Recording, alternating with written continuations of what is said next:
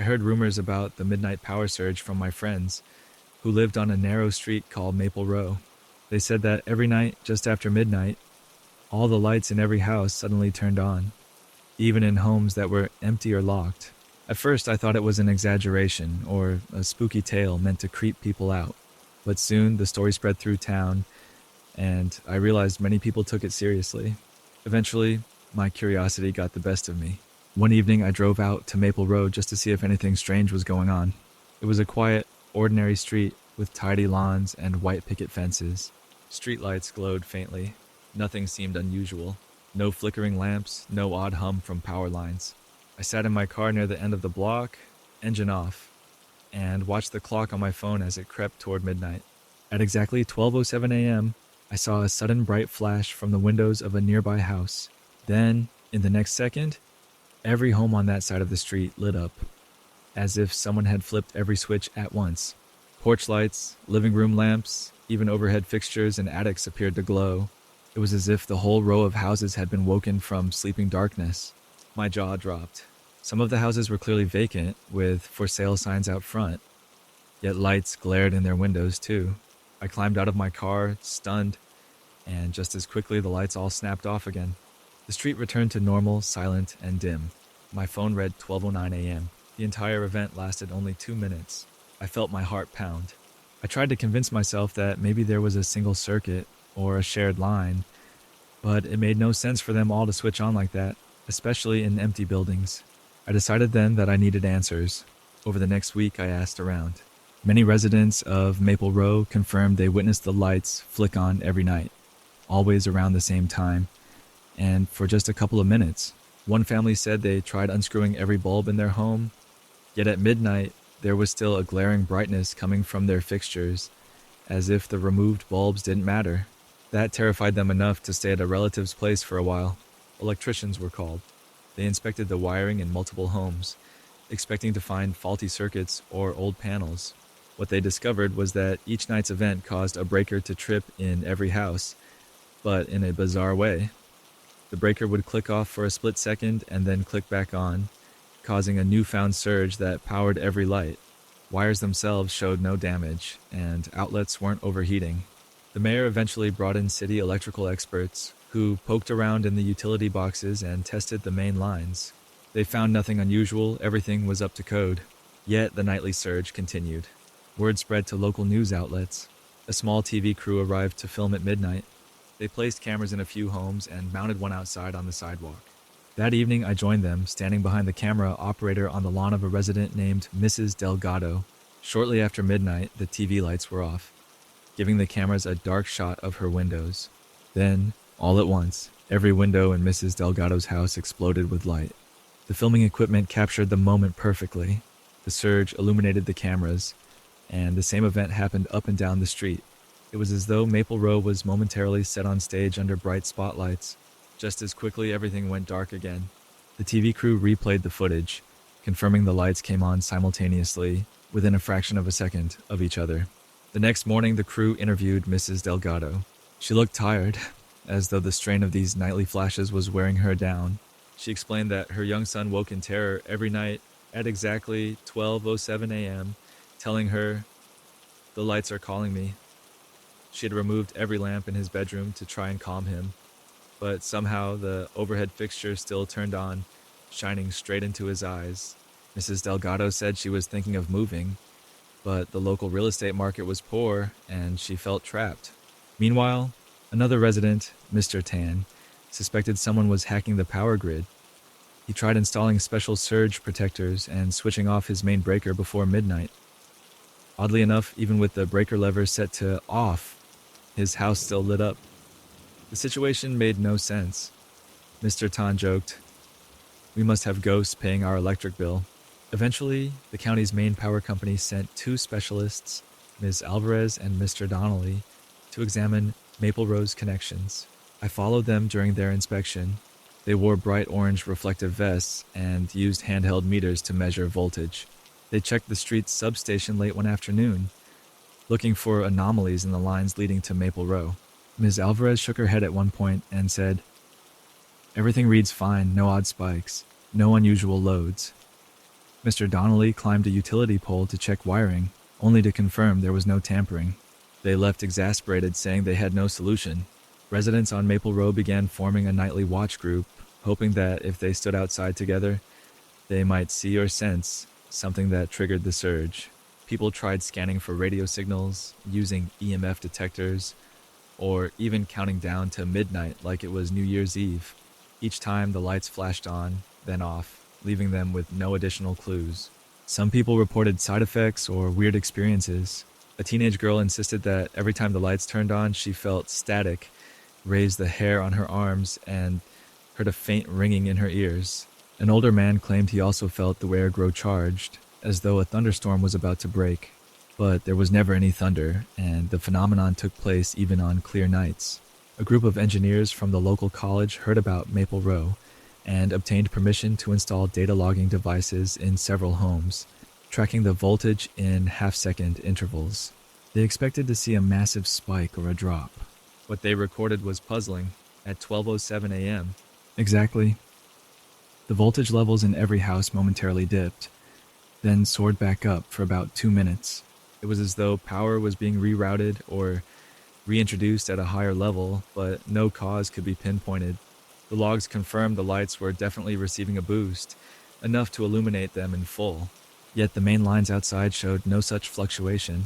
The phenomena appeared localized inside each home's internal wiring, but how and why left them clueless. Over time, many Maple Row residents simply gave up trying to solve it. They got used to the sudden flood of light each night. Some wore sleep masks or tinfoil hats in jest, though the jokes carried nervous undertones. Others put up blackout curtains so the brightness wouldn't disrupt their sleep. One crafty neighbor built a time system that automatically powered off every light bulb at midnight. To his frustration, the lights continued to glow anyway. Some force bypassed his system entirely. Eventually, a handful of homeowners moved away.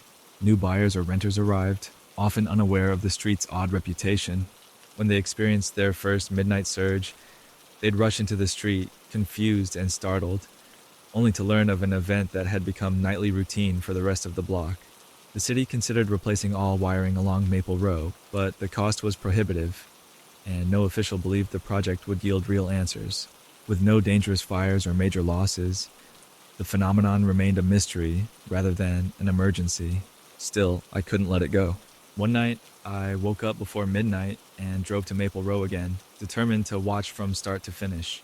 Around 12:05 a.m., the street was dim and still, most houses dark. Then came 12:07 and everything blazed bright. I walked the sidewalk, noticing that each living room lamp and bedroom ceiling fixture was on, even behind closed blinds. A couple of neighbors waved from their porches, used to this weird show of light. 2 minutes later, darkness returned as if nothing had happened. In the hush that followed, I sensed a subtle charge in the air, like a leftover spark. My phone displayed the time, 12:09 a.m. The surge had ended right on schedule. As I drove away, I watched the street fade in my rearview mirror, a quiet row of ordinary houses harboring a nightly secret. Months have passed, and the phenomenon still continues. Friends ask me if there have been developments, but there's little to report. Electricians remain stumped. Scientists can't find the source of the surge. The people of Maple Row have adapted. Local jokes abound about free midnight disco show or Maple Row's nightly light parade. Children sometimes stay up to watch the quick burst of illumination, turning it into a kind of local attraction. Nobody has been harmed, so the city keeps this at the bottom of its priority list. From time to time, I revisit Maple Row around midnight, parking at the same spot, witnessing the same uncanny brightness. It no longer frightens me, but it leaves me with a quiet sense of awe. Technology, for all its precision, can't explain why every light on that street engages in this brief, synchronized dance. Perhaps it's a glitch in reality, or some anomaly in the power lines that defies standard logic. Whatever the reason, Maple Row stands as a reminder that even the most everyday thing like flipping on a light switch can become mysterious under the right conditions. And for the people who live there, midnight is no longer just another hour of darkness. It's when an entire street briefly wakes up in a dazzling display they neither control nor fully understand. And so, the lights continue to glow, and the breakers continue to trip together, leaving behind only questions and a nightly spectacle that few can explain. But strange stories began spreading among neighbors. Some claimed that on quiet evenings they heard the distinct sound of water flowing from inside the greenhouse, as if sprinklers or a fountain had switched on. Others swore they saw a faint glow shining through the grimy glass at night, a soft light that wavered like a lantern hidden among the plants. Yet, during the day, when you pressed your face against the glass, all you could see was a mess of dry vines, wilted leaves, and cracked pots. The air felt stale, and there was certainly no sign of running water or electricity. Curiosity got the better of me. One late afternoon, I decided to stroll by the greenhouse. The property was surrounded by a tall wire fence, though it had gaps from years of neglect. A heavy chain and old padlock secured the main door to the greenhouse. Through the smeared glass, I could barely make out twisted stems and huge, empty containers. Everything looked grayish-brown. It certainly didn't seem like a place where water flowed, let alone a place that might glow after dark. Still, I felt that the building held secrets. A strong breeze rattled the glass panes, making them creak, and for a moment I thought I heard the faintest trickling sound. Surprised, I leaned closer, ears straining. The sound vanished, replaced by silence and the rustle of nearby weeds. I left that day with questions swirling in my mind. The next week, I visited again at sunset, creeping along the fence until I found a gap large enough to slip through. The air smelled damp, even though there hadn't been rain for days. Moving closer to the greenhouse door, I noticed the padlock was still there, rusted shut. Piles of dead leaves collected at the threshold. From somewhere inside, a soft dripping noise caught my attention. It echoed like droplets falling into a pool. There was definitely no pool in the greenhouse, at least none that anyone knew about. When darkness finally settled, I inched around to the side of the structure. The glass panels were dusty, but not so thick that they were completely opaque. I pressed my face to one of the less grimy spots, shading my eyes to block outside light. For a few slow minutes, I saw only shadows. Then, faint as a candle in the distance, a glowing light flickered among the dead vines. My breath caught in my chest.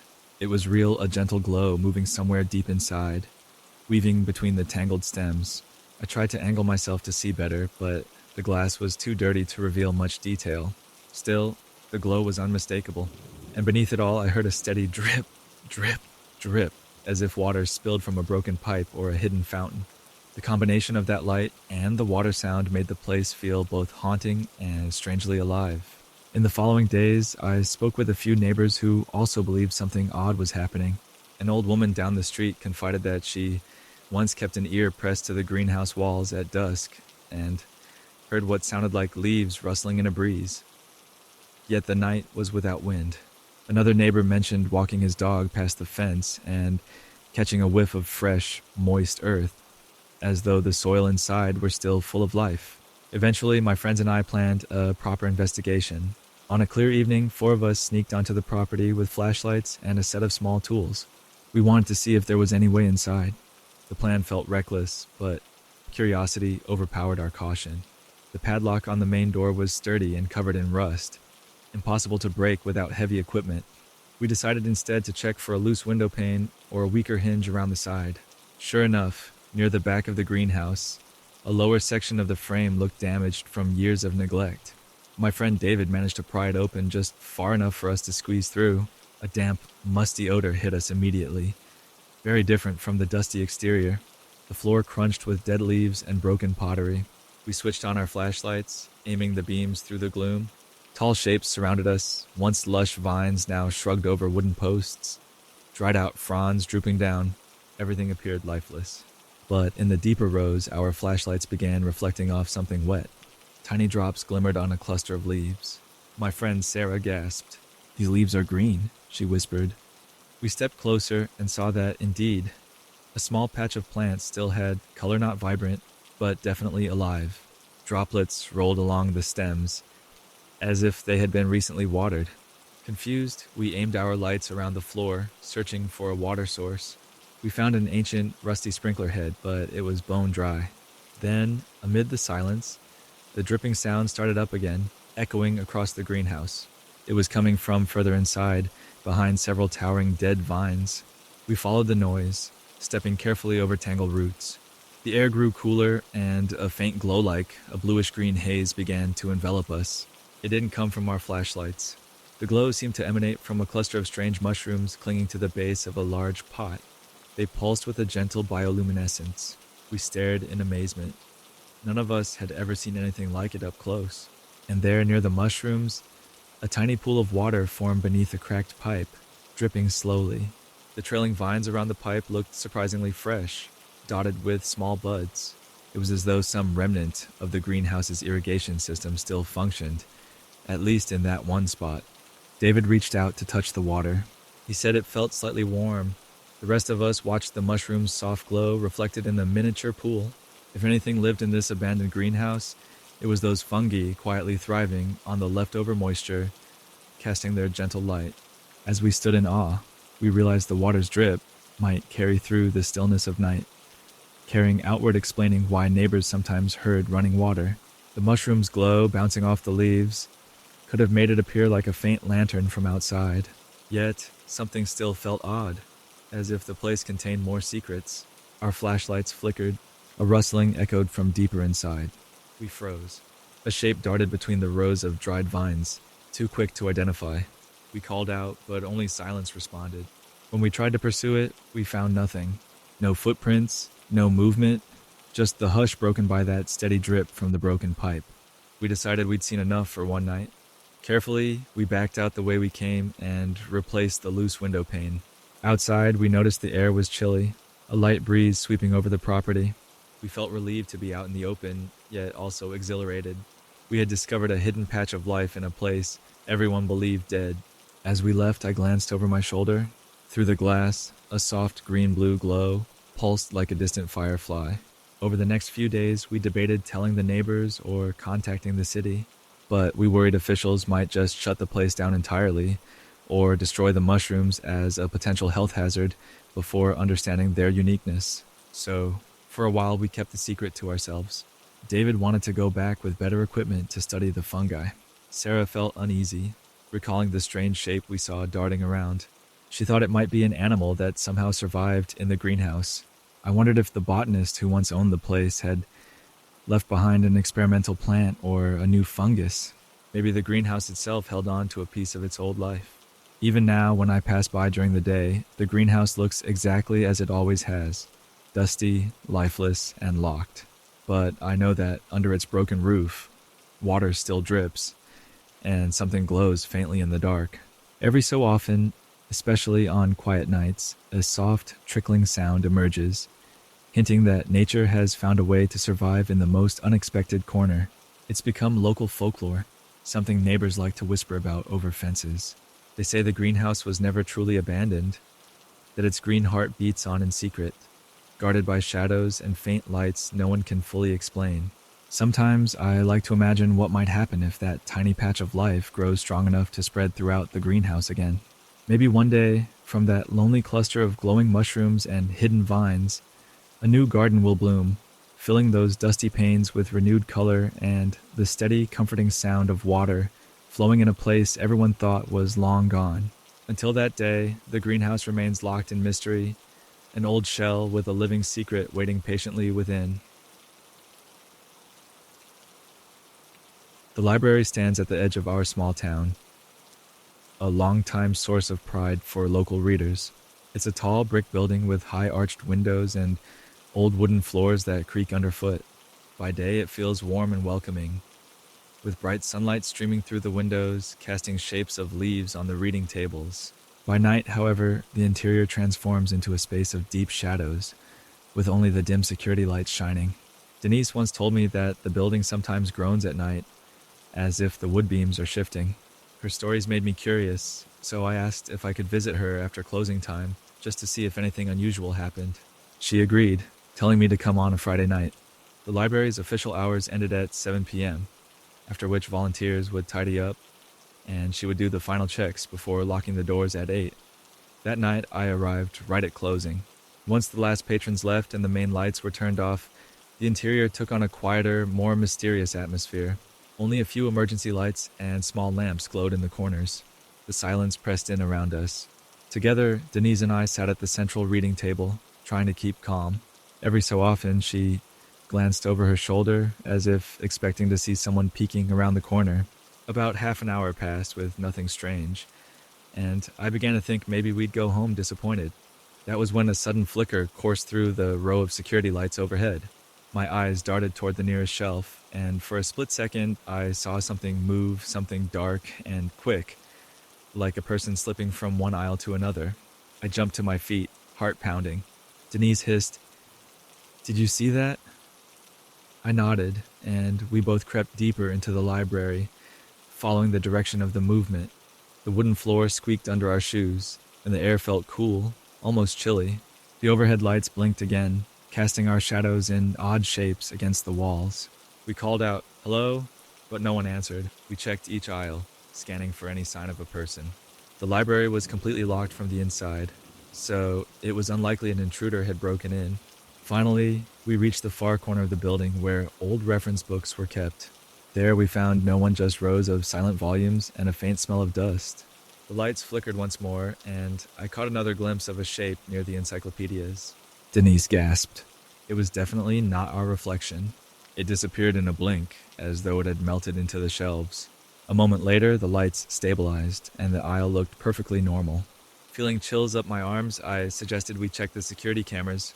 Denise led me to the small office near the front desk, where the screens displayed live feeds from around the library. We rewound the footage to watch what happened in those moments when the lights flickered. Each time the overhead lights blinked, the camera feed would glitch slightly. For a fraction of a second, we saw a dark motion pass across the screen in the background. When we slowed the footage, the shape appeared tall, but without clear features, no face or hair, just an outline that surged between shelves. Then, as the camera resumed, the shape vanished. Denise told me she wasn't the only one who had noticed strange activity. The head librarian, Mrs. Carter, had mysteriously found books returned in the overnight drop box with odd notes slipped inside. These notes weren't barcodes or typical library slips. Instead, they contained short messages written in spidery handwriting messages like, "I saw you in my dream," or "Seek the hidden story in the basement." Mrs. Carter asked staff members about it, but nobody confessed to writing them. Patrons denied it as well, claiming they returned their books without adding anything. Intrigued, I asked to see these notes. Denise retrieved a small file that Mrs. Carter had started, containing all the strange scraps found so far. The handwriting varied, but it always looked shaky and old, as though from another time. Some notes were just single words like "listen" or "shadows," while others formed fragment sentences. "He wanders after midnight," only among the pages. Reading them gave me goosebumps. We decided to share these findings with Mrs. Carter. She was in her 60s, a gentle woman who always wore a thin silver chain around her neck. When we approached her, she led us to her office and listened to our story with a thoughtful expression. Then she sighed, admitting that she too had stayed late once or twice and heard soft footsteps between the shelves. She had tried to convince herself it was the old building settling, but the steps sounded too deliberate. She also found the notes disturbing, but had no clue who might be leaving them. The library doors were locked each night, and only a handful of staff had keys. Could someone be sneaking in? Or was there something else at work? Mrs. Carter pointed out that the library had a storeroom in the basement that was rarely used. Years ago, staff stored old books and documents there, but it had been locked ever since an expansion project. We wondered if the notes referencing a hidden story might be related. Without hesitation, we decided to investigate. Late one afternoon, with Mrs. Carter's permission, Denise and I went down the creaky steps to the basement. A single overhead bulb lit the space, revealing shelves piled with boxes, books wrapped in plastic, and ancient filing cabinets. The air smelled damp, like old paper. Prying open a rusty storage cabinet, we discovered crumbling documents and library records from more than a century back. One folder contained letters and receipts, while another had old catalog cards for books that were no longer in circulation. As we flipped through these fragile pages, we came across a journal belonging to a librarian named Mr. Winslow, who worked there long ago. His entries mentioned odd events, seeing phantom shapes in the aisles, and finding scribbled notes left inside returned books. One passage read, "These shadows appear when the lights falter. I fear a restless presence roams these shelves. It leaves cryptic messages, as if longing to be heard. Another entry described Mr. Winslow searching for a hidden volume rumored to reveal the library's true story. We felt a rush of excitement. The strange occurrences were not new, they had happened before. We kept reading. According to Mr. Winslow's journal, the hidden volume was said to be a unique book that never appeared in the official records. It supposedly told the history of the library's founding and the tragedy that befell one of its early donors. Mr. Winslow believed the donor's spirit might linger, searching for that lost book in hopes of finding peace. Clutching the journal, we returned upstairs to show Mrs. Carter. She looked both amazed and concerned. If the same phenomenon had happened a century ago, it meant the library's shadows might be linked to a real piece of forgotten history. Denise and I decided to see if we could locate this so-called hidden volume in the basement or among the older collections upstairs. Night fell as we pored over dusty records, scanning titles. The overhead lights occasionally flickered, putting us all on edge. Once we heard a soft thud, as if a book had fallen off a shelf across the reading room. When we investigated, we found a single thick book lying on the floor. Tales of the Old Province, spine cracked open. Inside was a single slip of paper, old and yellow, with the words, "I cannot rest," scrawled on it. We stared in silence, feeling the presence of something we couldn't see. Finally, near midnight, Mrs. Carter decided to leave the building so we could lock up. Denise and I did a final pass through the aisles, scanning the spines for anything out of place. The lights blinked, and we both startled as a dark shape seemed to sweep through the next row over. We hurried around the corner, but found only a single book pulled halfway off the shelf. Its title, Collected Histories of Pinewood. It was old, bound in leather with a musty smell. Sweeping dust from the cover, we opened it to the front page. There on the inside cover, someone had penned, "This library stands on sorrowed ground, a promise never kept." A series of pages followed, describing how a wealthy man had donated money to build the library, but died suddenly before seeing it completed. Local rumor said the man's final wish was to leave one special book on the shelf, dedicated to his late wife, but the project ended without fulfilling that wish. The pages didn't say what book it was, but it hinted that the man's spirit might wander, hoping to place the final missing piece. At that moment, the lights flickered more violently than before. The air felt charged, and we heard whispered words echo around us, though we could not make out syllables. Denise tightened her grip on the book. I felt the hairs on my arms stand up. Shadows seemed to gather at the edges of the shelves. We froze, hearts pounding. Then, as quickly as it began, the flickering stopped. The overhead bulbs glowed steadily again, and the library fell silent. Shaken, we placed Collected Histories of Pinewood on a nearby table. On a hunch, Denise opened the back cover to see if there was anything tucked there. Sure enough, a folded piece of paper slipped out. It contained a short note. "Return her story to these shelves, and I shall rest." Immediately, we thought of the hidden volume Mr. Winslow mentioned, the special book that was never placed properly in the library. Perhaps the spirit was searching for that very item. Without it, he remained, drifting through the aisles every time the lights flickered, leaving cryptic notes for librarians to find. Before we could say or do more, Mrs. Carter re-entered, calling our names. She said she felt uneasy waiting outside and wanted to check on us. We showed her the discoveries. She took a long, thoughtful breath, then said she'd search the old archives for any mention of that missing book.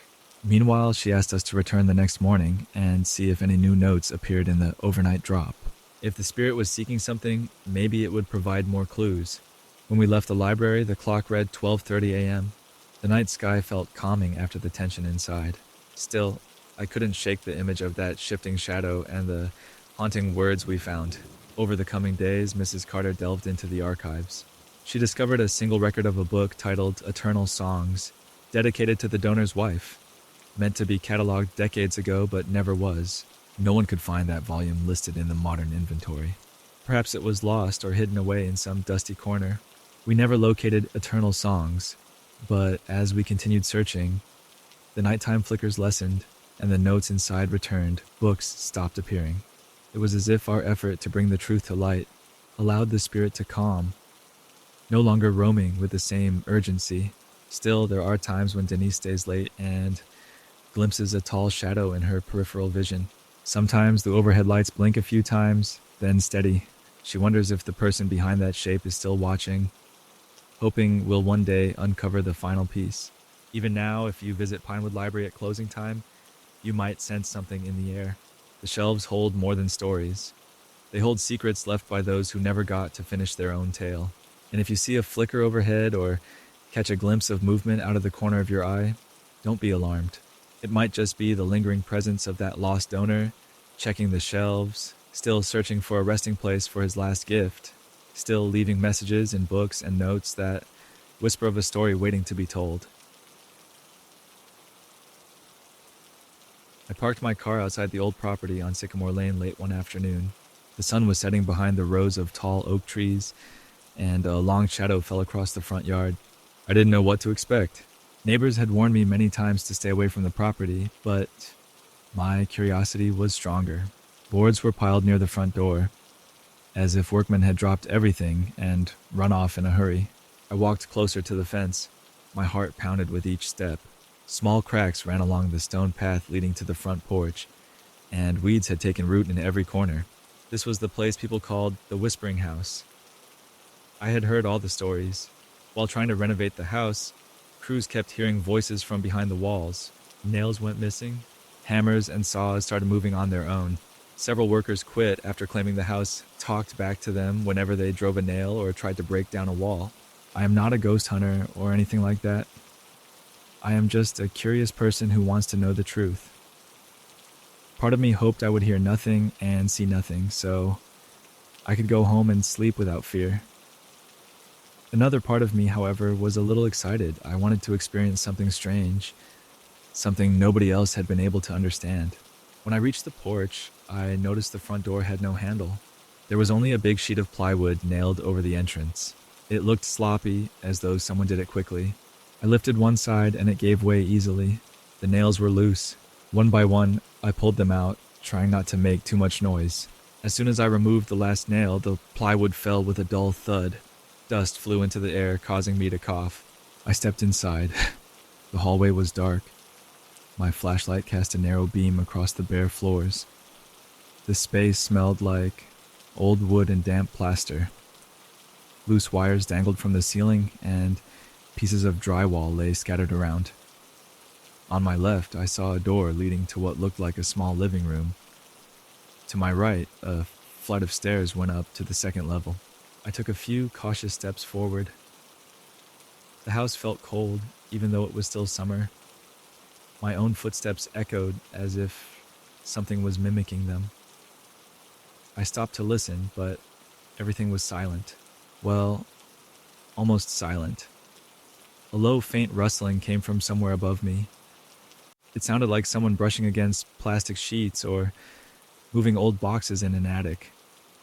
The place had a second floor and an attic, from what the outside suggested.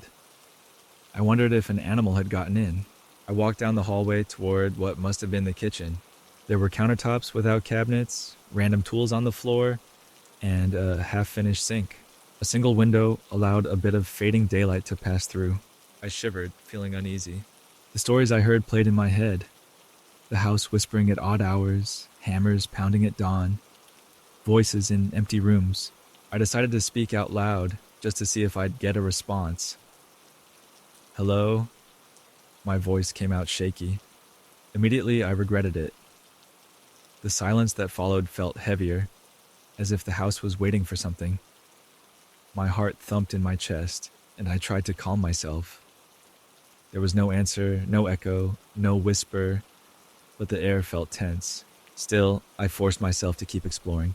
If I was going to understand why people fled this place, I needed to see it all. I made my way back to the hallway and then upstairs. Each step on the loose boards creaked so loudly. The second floor was mostly unfinished. One small quarter had 3 rooms, a bathroom, a bedroom, and something that may have been another bedroom or study. I stopped at the first room. The door was off its hinges, leaning against the wall. I peeked inside. Sheets of plastic covered the floor, and I saw scattered nails and bits of lumber. It looked like workers had just stopped in the middle of a job. Then I heard a faint tapping sound, rhythmic, like someone carefully knocking on wood from the inside of a wall. I froze. holding my breath, wondering if I should say something. The tapping grew a bit louder. It came from behind a sheet of drywall near the corner. Something about it made the hairs on the back of my neck stand on end. At that point, I remembered the rumors. The walls talked back. I whispered, "Is anyone there?" Immediately, the tapping stopped. I slowly walked to the corner where the drywall met the wooden frame. On the floor, I saw a few nails that looked newly removed. My mind raced. Could someone be inside the wall? That made no sense. Then the wall seemed to release a soft sigh like a person exhaling. I stumbled backward, nearly knocking over a pile of tools. A clear voice, muffled by the drywall, spoke one word: "Leave." It sounded neither male nor female, more like a low breath. I backed out of the room, my heart pounding so loud I thought it would burst. I almost fell over the broken door in the hallway. I stood there, trembling, unsure if I should run. Part of me wanted to call the police, but what would I say? That the house told me to leave? They would probably dismiss me as crazy or a prankster. I took a deep breath, deciding that maybe I should check another room. Maybe I would find a rational explanation. I walked to the second room with wobbly legs. This one was darker, and plastic sheets covered the windows.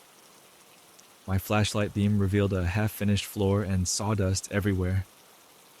A single plank was placed across some exposed beams, bridging a gap in the floor. A hammer lay next to a box of nails. Suddenly, I heard a distant pounding, like hammering on wood. At first, I thought it was coming from this room, but it seemed to echo throughout the whole house.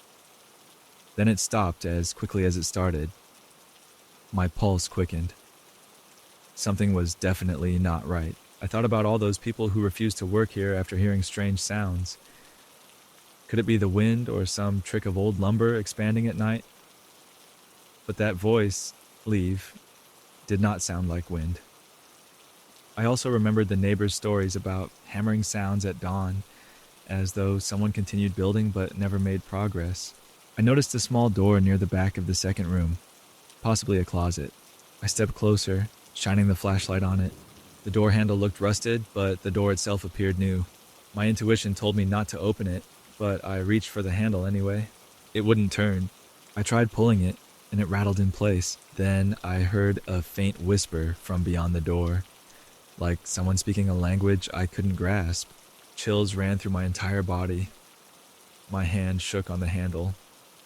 The whispering grew louder, but the words made no sense, just a series of soft murmurs. I yanked my hand away, stepping back, afraid of what might happen if the door suddenly flung open. I decided to leave the second floor. My skin crawled with every step. I felt an invisible presence behind me, almost like cold breath on my neck. When I looked over my shoulder, I saw only darkness and shadows. Still, I sensed something was there. Back on the first floor, I considered running out the door I came in through. But then I remembered the rumor about hearing hammering at dawn. What if I stayed to see if it was real? Maybe if I stayed until morning, I could record the sounds and prove it. I don't know why I wanted to prove it, but the desire was strong. The sun had nearly set, so I chose to wait in what looked like the living room. There was an old wooden chair left behind by the construction crew. I sat down, shining my flashlight around the large room. The corners were thick with shadows, and plastic sheets still hung from the ceiling. Loose nails glinted in the fading light. Time passed slowly. The only sound was my own breathing.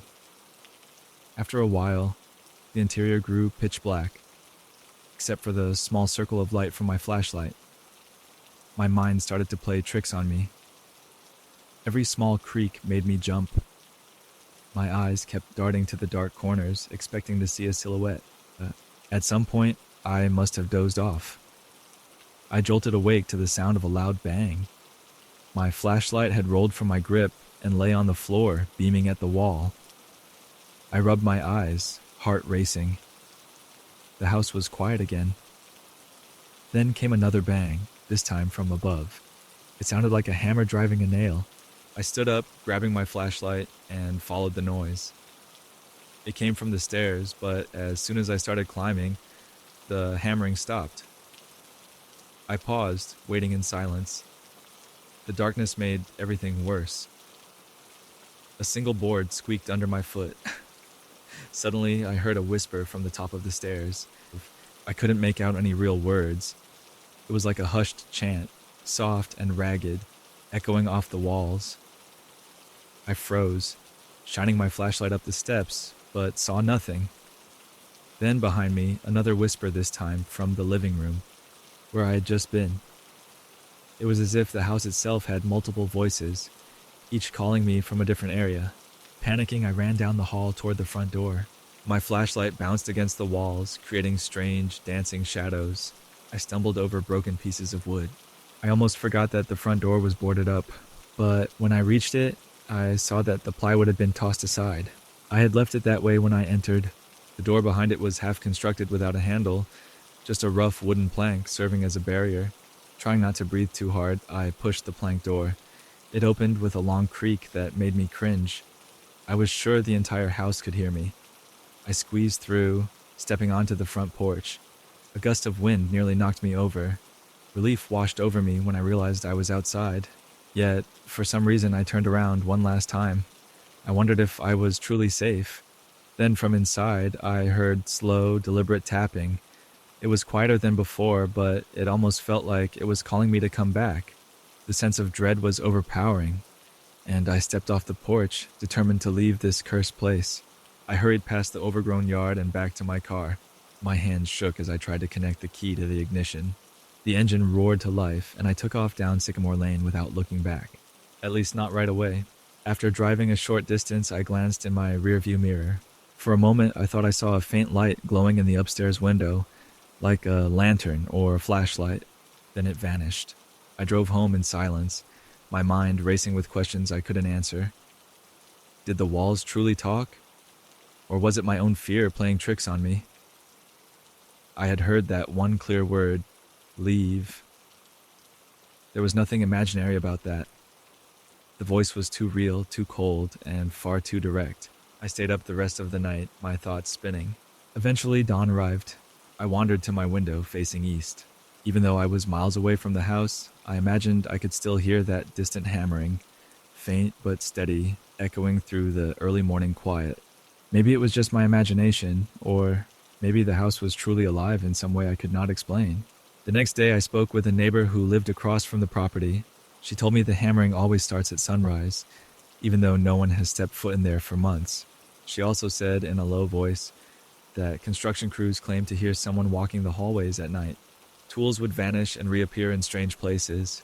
Walls would quake as if someone or something was behind them. For a moment, I wondered if I should go back to gather proof, but my gut told me to keep my distance. Something in that house wanted me to leave, and I was not eager to provoke it. The neighbor also told me that people in the area still hear strange noises. Sometimes they see faint lights inside, but whenever they call the police, no one is found. The house remains vacant and silent until dawn, when the hammering starts again. Today, I refuse to drive past Sycamore Lane at night. I don't want to see that faint glow in the windows or feel that chill on my neck again. Some nights, I still dream about it. In the dream, the walls have mouths and they murmur my name. They beckon me to come closer, to place my ear against the wood, and to listen to the secrets hidden there. Each time I wake up drenched in sweat, relieved to be in my own bed. Yet, the memory stays with me, like a dark spot in the back of my mind. I keep wondering, what if something is trapped in that house, something hungry for attention? Or what if the house itself is alive, feeding on fear, building itself from the nightmares of everyone who steps inside? These thoughts haunt me, but I try to push them away. Life goes on as it always does. Still, I sometimes wake up before sunrise, my ears pricked for the sound of distant hammering. And in those moments, I feel sure that the whispering house on Sycamore Lane is not done with me. Perhaps it waits for someone brave or foolish enough to break down those walls, to uncover what hides behind the drywall, or simply to keep it company in the lonely hours before dawn. I cannot say for certain what the house is or why it acts the way it does, but one thing I know, it wants people to leave, yet it also begs them to stay. Stray knocks and taps draw the curious deeper inside. Then the voice warns them, and if they do not heed that warning, well, who knows? The construction crews fled, but the house remains, half finished and full of strange echoes. For now, it sits there in silence, waiting for its next visitor, patient, whispering, and alive in a way no one can fully understand. Some people in my town believe that Hillside Cemetery is just an old, peaceful place at the edge of the city. They say it has weathered headstones, tall oak trees, and a quiet atmosphere. However, anyone who has spent time there after sunset tells a different story. The wind that passes through the iron gates sounds like whispers, and shadows seem to move even when there is no one to cast them. I learned about this the hard way. I moved into a small house a few streets away from Hillside Cemetery about a year ago. A friend warned me to keep my distance at night, but I did not believe in scary tales. To me, it was just another cemetery, a place meant to rest the dead. I liked evening walks, and the graveyard seemed like a peaceful path to clear my mind. At first, it was.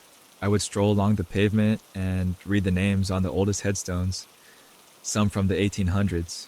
Little did I know the place held more than silent memorials. One chilly autumn evening, I passed by a large fenced area behind the main row of graves.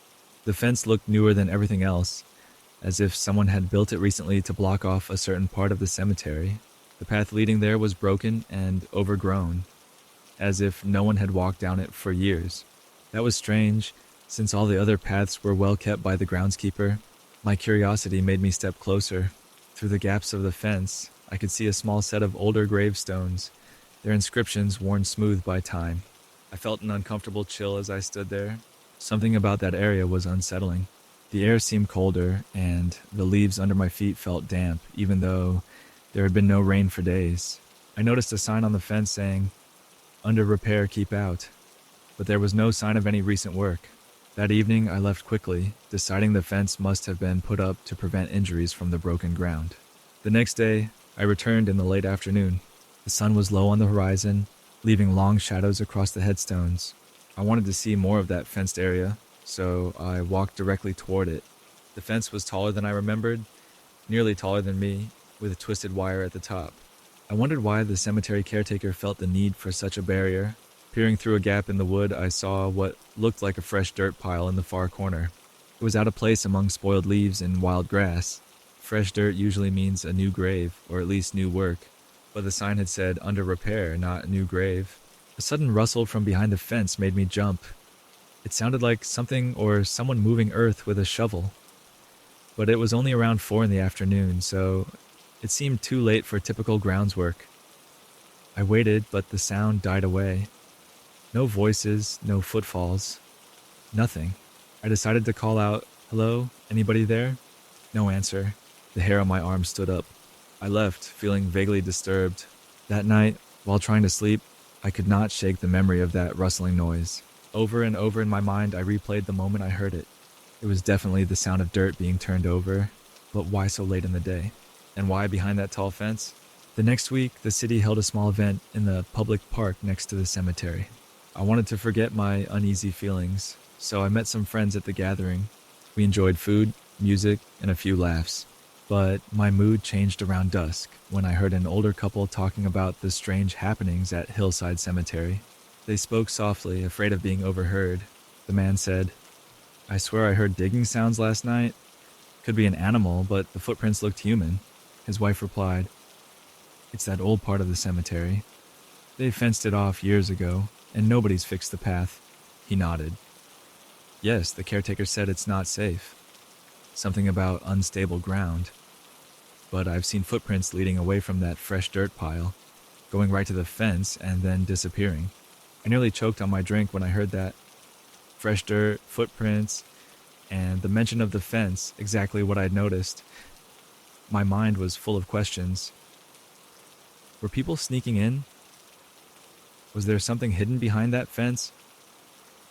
The couple's quiet, anxious tone hinted that maybe they believed something more supernatural was at work. Later that evening, I decided to head back to the cemetery alone. My plan was to walk around the perimeter, see if there really were footprints, and then go straight home.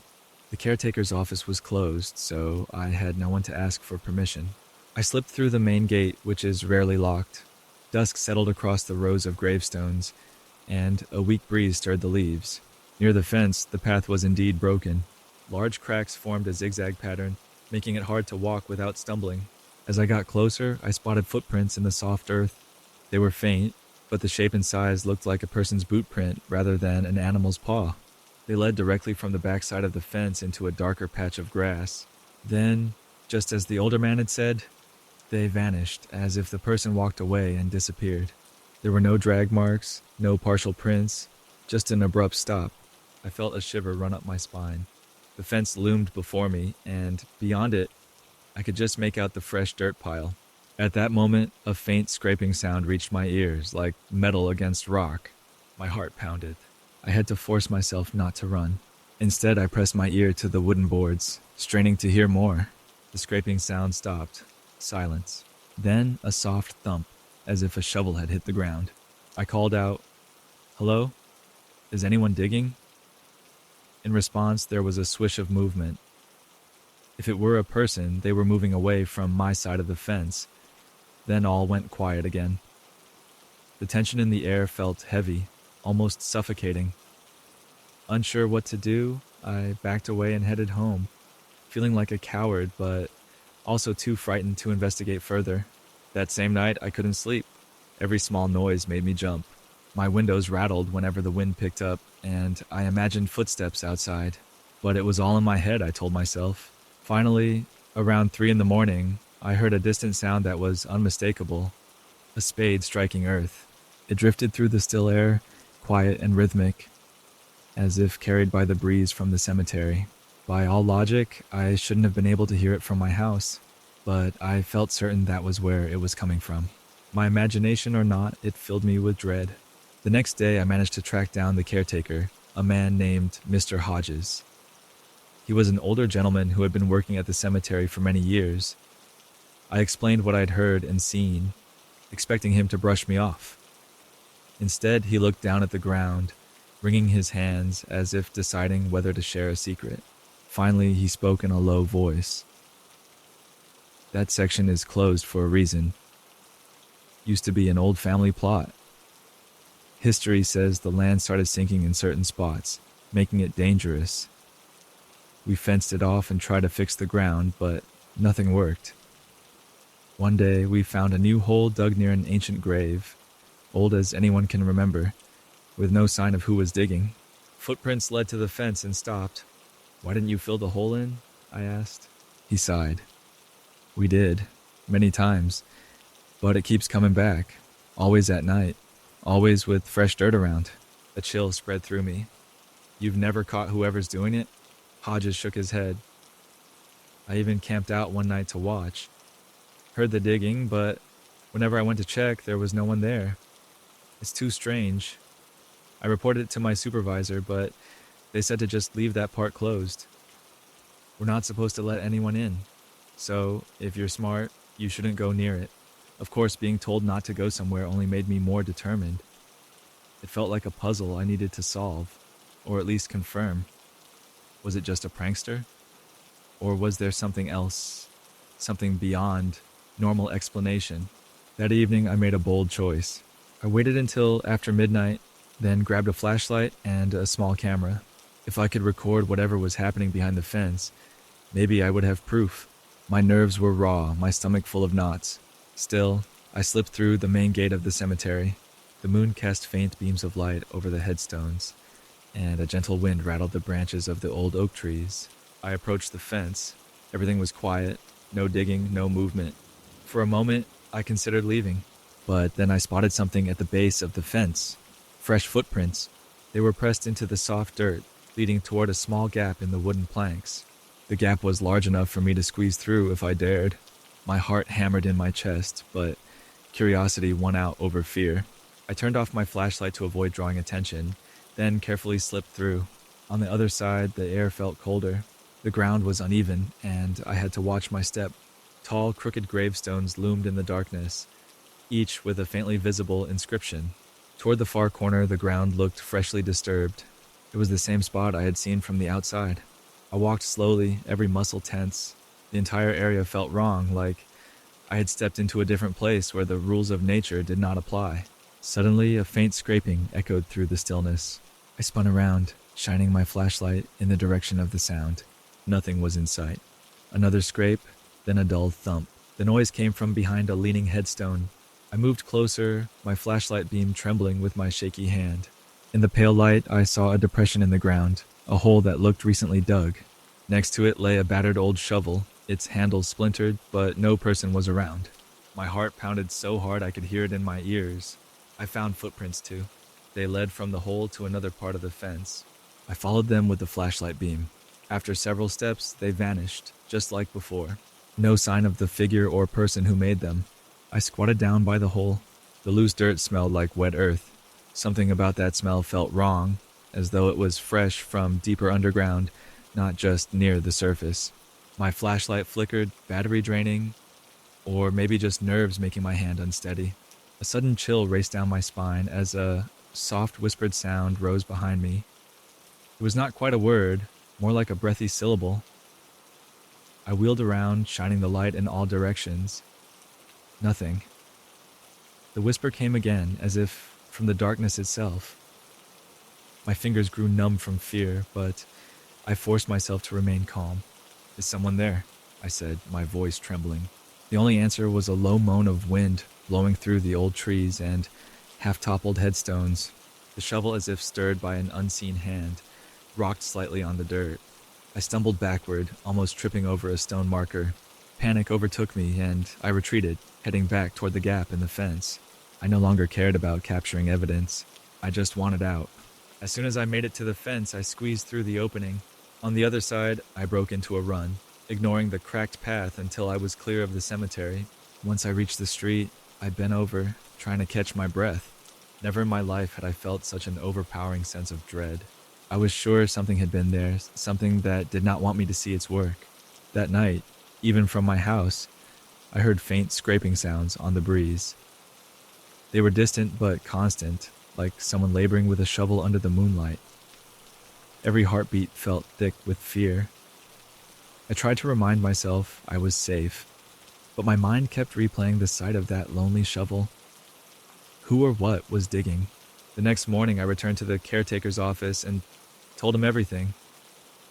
He shook his head, looking both worried and tired. "I keep reporting it, but nobody wants to investigate. They say it's just local legend or teenagers making trouble." He paused, gazing at me. "You going back there?" I shook my head. "No, I think I've seen enough.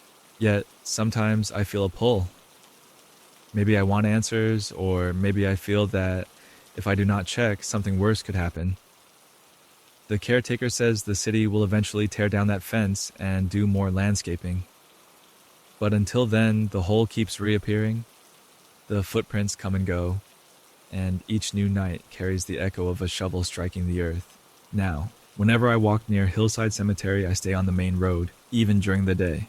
I do not dare take the broken path behind the fence. But I keep hearing stories, people talking about footsteps leading from a fresh dirt pile to nowhere, about the quiet scraping that goes on even when no one is there with a shovel. Some say an old spirit is trapped, digging itself out over and over, never finding freedom. Others think it's just a prank or wind tricking our ears. I cannot say for certain. Whatever the truth, that corner of Hillside Cemetery remains a place of unease. Night after night, there is always a strange stillness in the air, followed by the faint sound of metal on soil. If you ever visit, you might see those footprints for yourself, and if you do, remember that they end without explanation. No trail in or out, just the sign of something that should be resting in peace but refuses to stay buried. I do not know if time will solve this mystery or if hills and graves can hold secrets forever, but whenever I hear that faint clink of a shovel in the darkness, my thoughts return to that broken path and that lonely corner beyond the fence. All I can do is hope that whatever is digging finds what it seeks, because, until then, Hillside Cemetery and all who live nearby remain restless under the moonlit sky. I traveled to Crane Isle on a tiny fishing boat, despite everyone's warning. Locals in the nearby harbor said no boat had reached that island for years. They told me the sea around Crane Isle was too rough, and that the lighthouse there was a strange place. I couldn't stop wondering why its beacon still shone at dusk if nobody lived there, so I paid a fisherman to take me closer. He refused to land on the shore, saying it wasn't safe, but he agreed to drop me off as near as he dared. The journey across the water felt cramped and tense. Dark clouds gathered overhead, and cold wind bit my face.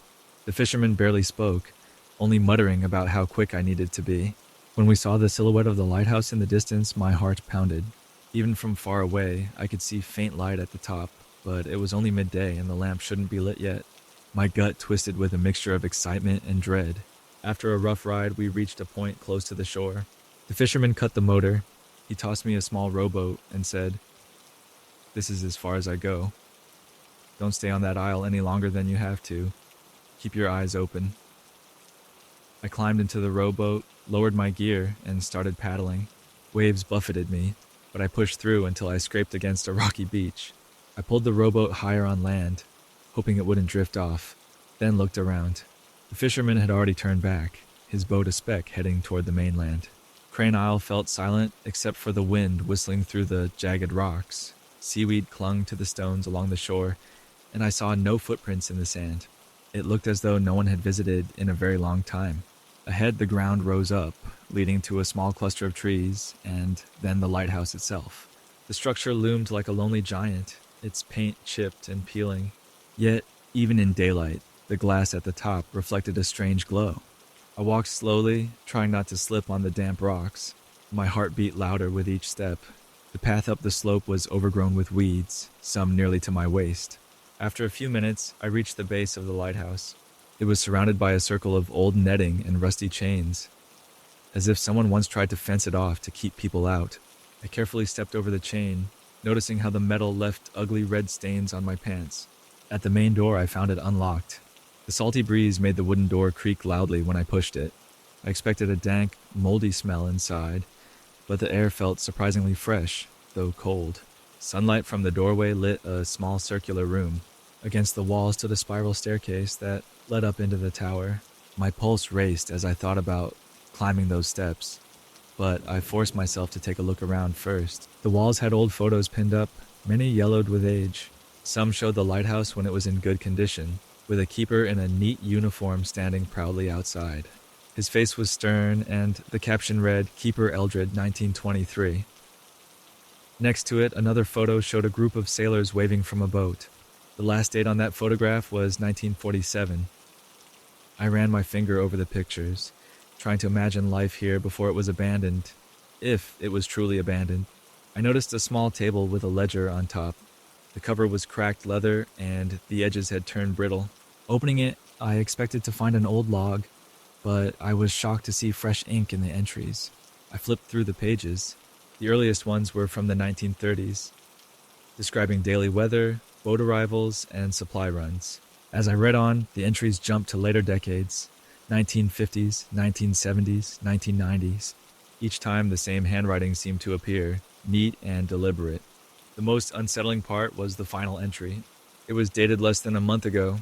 It read, "Light still burns, no boat at the docks. Wind too high, must keep watch." My hands went cold. How could someone be writing this now if no one had docked here in years? There were no records of any keepers since the 1940s.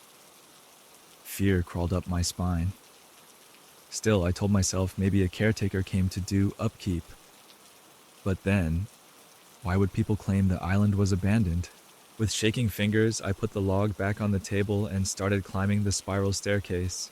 Each step produced a hollow clank under my boots. My breath echoed in the tight stairwell. Partway up, I passed small windows streaked with salt residue. The horizon stretched out gray and lonely. Finally, I reached the top level, where the lighthouse lens and lamp were kept. A large metal door blocked my way, locked with a rusted padlock. I jiggled it, and to my surprise, it snapped open. The chain holding it was so old it practically fell apart. I pushed the door open and stepped into the lantern room. Inside, I found a massive glass lens, chipped in places but still intact. The lamp inside, an old mechanism powered by who knew what, was indeed lit. A pale flame glowed and I felt its warmth. Everything looked weirdly maintained, as if someone had cleaned it not long ago. A faint hum filled the space. Though I couldn't see any generator, my stomach churned in confusion. The logs, the lit lamp, someone had to be here. Suddenly, a sound behind me made my heart lurch. Footsteps on the stairs. I spun around, but all I saw was the open door leading back down. The steps went quiet. I called out, "Hello? Is anybody up here?" No response. The only noise was the gentle hiss of the flame. My mind raced with possibilities. Could the wind have caused the noise? Maybe an animal got inside? I decided to check the small service closet in the lantern room. The door stood slightly ajar, revealing a cramped space filled with rags, tools, and a few cans of oil. Nothing else seemed odd, though I noticed a faint smell like musty clothes and old seawater. Then I heard the footsteps again, this time going down the stairs. My stomach flipped. Gathering my courage, I rushed to the spiral staircase to see who it was, but looking over the railing, I saw no one. My flashlight beam scanned the winding steps. Nothing, not even a shadow. Fear urged me to leave, but I told myself I needed more evidence, some clue to explain the lit beacon and the fresh log entry. So I slowly descended, calling out, "I won't hurt you. I'm just here to understand." My voice echoed dimly down the shaft. It was no good. I reached the ground floor and found it just as empty as before. Shaking, I returned to the small table with the ledger. I flipped to the last page again. The writing I had seen minutes ago seemed darker now, almost like the ink had bled. Then I noticed a new sentence. "Visitor arrived." I gasped, nearly dropping the book. That line hadn't been there before. I read it again to make sure I wasn't imagining things. Clear as day it said, "Visitor arrived." I looked around, my heart hammering. Who wrote it and when? My instincts screamed for me to get out. I stumbled toward the door, but paused when I noticed fresh footprints on the dusty floor. They led from the logbook to the staircase and back again, as if someone had circled me. The prints were large, likely belonging to a tall person with boots. Though the prints looked fresh, I didn't see any actual person. I burst out the door, letting it slam behind me. Outside, the wind had picked up, and the sky was darker, the sun sinking lower. In the distance, I saw my little rowboat on the rocky shore. A wave of relief hit me. I just needed to get off this island. But as I started down the overgrown path, I realized something else. The lamp in the lighthouse was now shining brighter. Dusk wouldn't arrive for another hour, yet the beacon already glowed with full strength, slicing through the gray air like a warning. I made my way back to the beach, stepping carefully over sharp rocks. Each gust of wind roared in my ears, and I swore I could hear a voice in it, low and urgent, but I couldn't understand it. By the time I reached the shore, the tide was coming in, rougher than before. My rowboat, which I had dragged up the beach, was now rocking with the rising water. I jumped in and grabbed the oars, but a part of me worried the fisherman might not return for me at all. He had been very uneasy about coming near this place. I rowed out a few yards, fighting the waves. Glancing back at Crane Isle, I saw the lighthouse beam sweep across the water. My skin tingled, as if it were staring right at me. Then from that high tower, I thought I glimpsed a figure. Something tall and thin standing behind the glass, as though watching me leave. My heart pounded so loud I could barely breathe. In my haste, I nearly lost one oar to the waves. Seawater splashed into the boat, and my jacket was drenched. It took every bit of strength I had to push away from the island. The entire time, I was aware of that glowing light across the gloom, following me in slow, methodical sweeps. I felt like a trespasser escaping from a place I should not have been. Luckily, the fisherman's boat returned at the agreed time. I flagged him down, and he helped me aboard, his eyes wide with concern. He saw how shaken I was and did not ask for details. We sped back to the mainland in silence. The further we got, the more I felt the tension in my chest ease. Once on land, I spent the evening alone in a small motel room. I sat on the bed, thinking about what happened, replaying every moment. The keeper's log with recent entries, the lamp that burned without a visible power source, the footsteps on the stairs, and the new line in the log as if someone scrawled it while I was there. I could barely sleep. My mind kept drifting to the old photos. The stern-faced keeper from 1923. The log entries that jumped decades at a time. Nothing about it made sense. Despite my exhaustion, I stepped outside around midnight to look across the water. Crane Isle was barely visible, just a dark shape against the sky. but I could still make out that faint beacon, pulsing like a steady heartbeat. The question that lingered in my mind was, who tended it? Or perhaps what? Or the fisherman told me the next morning that he would never go back. He informed me that no local would dare. Some said the old keeper never truly left, continuing his duty beyond normal human limits. Others claimed the lighthouse itself was cursed, fueling its own beacon to lure ships or curious souls like me. To this day, I still dream about that lonely tower and the fresh ink in the keeper's log. Sometimes in my dreams, I'm climbing the spiral staircase, hearing those echoing footsteps. When I reach the top, the door swings open on its own, and I see a figure in keeper's clothes, face hidden by shadows, writing in the ledger. He turns slowly, silent, the pen in his hand still dripping ink. Then I wake up in a sweat, my heart racing. Even now, I think about returning, though deep down, fear keeps me away. The questions remain. Why does that beacon still glow at dusk? Who updates the log in the same neat handwriting, decades apart? If a living soul is there, why hide? If not a living soul, then what wanders those steps, tracking footprints through the dust? I remember how bright that light was, as if it was signaling to the open sea long after the last ship vanished. Part of me wants answers, but the rest of me knows some mysteries aren't meant to be solved. People continue to pass around rumors about Crane Isle, but they rarely speak them above a whisper. And at twilight, if you or anyone else stands on the mainland shore, you can see a faint glow from the island's steady, unwavering, along with the dim shape of a tower no one dares inspect. Whether the keeper is a restless spirit or a force belonging to the lighthouse itself, I cannot say. But I suspect the log will go on receiving fresh entries at random intervals, each marking the passage of time, each in the same graceful script. And as the years pass, the beacon will still shine, calling out across the empty waters, waiting for the next unsuspecting traveler who can't resist the mystery of Crane Isle. For weeks, I wondered if she was just tired or stressed. Our campus was large, and many of the older buildings had poor insulation and squeaky floors. Maybe she heard the wind or some pipes rattling. Still, the story stuck in my mind. An abandoned classroom where desks supposedly moved when no one was around. It sounded like a scene from a scary movie. I was curious if there was any truth to it.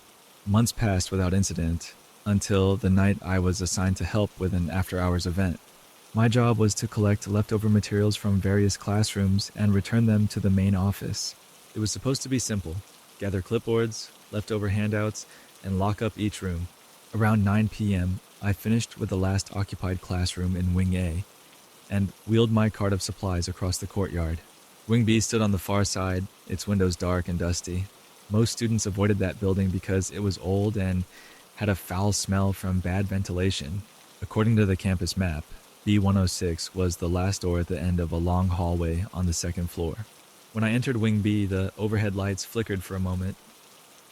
The air felt heavy, like a place that hadn't been aired out in a long time. I tried not to let my imagination run wild.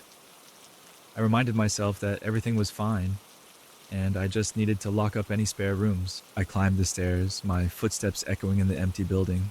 The second floor hallway was poorly lit by a few buzzing fluorescent tubes.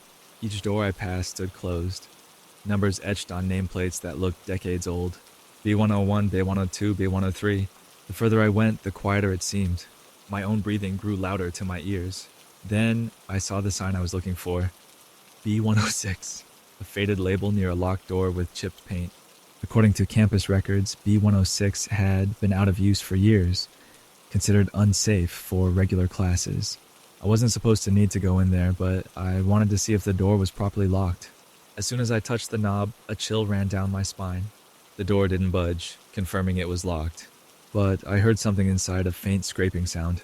My heart started pounding. I froze, my hand still on the doorknob. The scraping continued, stopping briefly, then starting up again, almost like someone was pushing heavy furniture around. Could Clara have been right? I whispered, "Hello?" half hoping someone would answer, half hoping they wouldn't. The scraping stopped immediately. Silence. I leaned an ear to the door, straining to hear more. Nothing. I felt a gnawing sense of dread. My rational mind said, Maybe a janitor was in there, or maybe it was a trick of my imagination. But the building was scheduled to be empty. Also, the door was locked from the outside. Who could be inside? Trying to stay calm, I pulled out my phone to check for service, but the signal was weak and I didn't want to wander the halls. In a burst of resolve mixed with fear, I grabbed the spare set of keys we keep in a small lockbox on the cart. If someone was there, they might need help. Or maybe there was a problem, like a broken window. Honestly, I just needed to know I wasn't losing my mind. My hands trembled as I found the right key. Metal scraped against metal when I unlocked the door. Slowly, I pushed it open. The room was dark, my only light coming from the hallway. I clicked on my phone's flashlight and saw a row of desks. Most lined up facing the chalkboard. Some turned slightly sideways. Dust particles floated in the beam. The air smelled stale. Stepping inside, I felt the floorboards creak underfoot. My flashlight revealed old posters on the wall, corners peeling. A few desks were scratched with random carvings, left over from years past. Nothing seemed unusual at first, aside from the thick layer of dust. No sign of anyone. The windows were closed and locked, shutters drawn tight. Where did that scraping sound come from? Suddenly, the door swung shut behind me with a loud bang.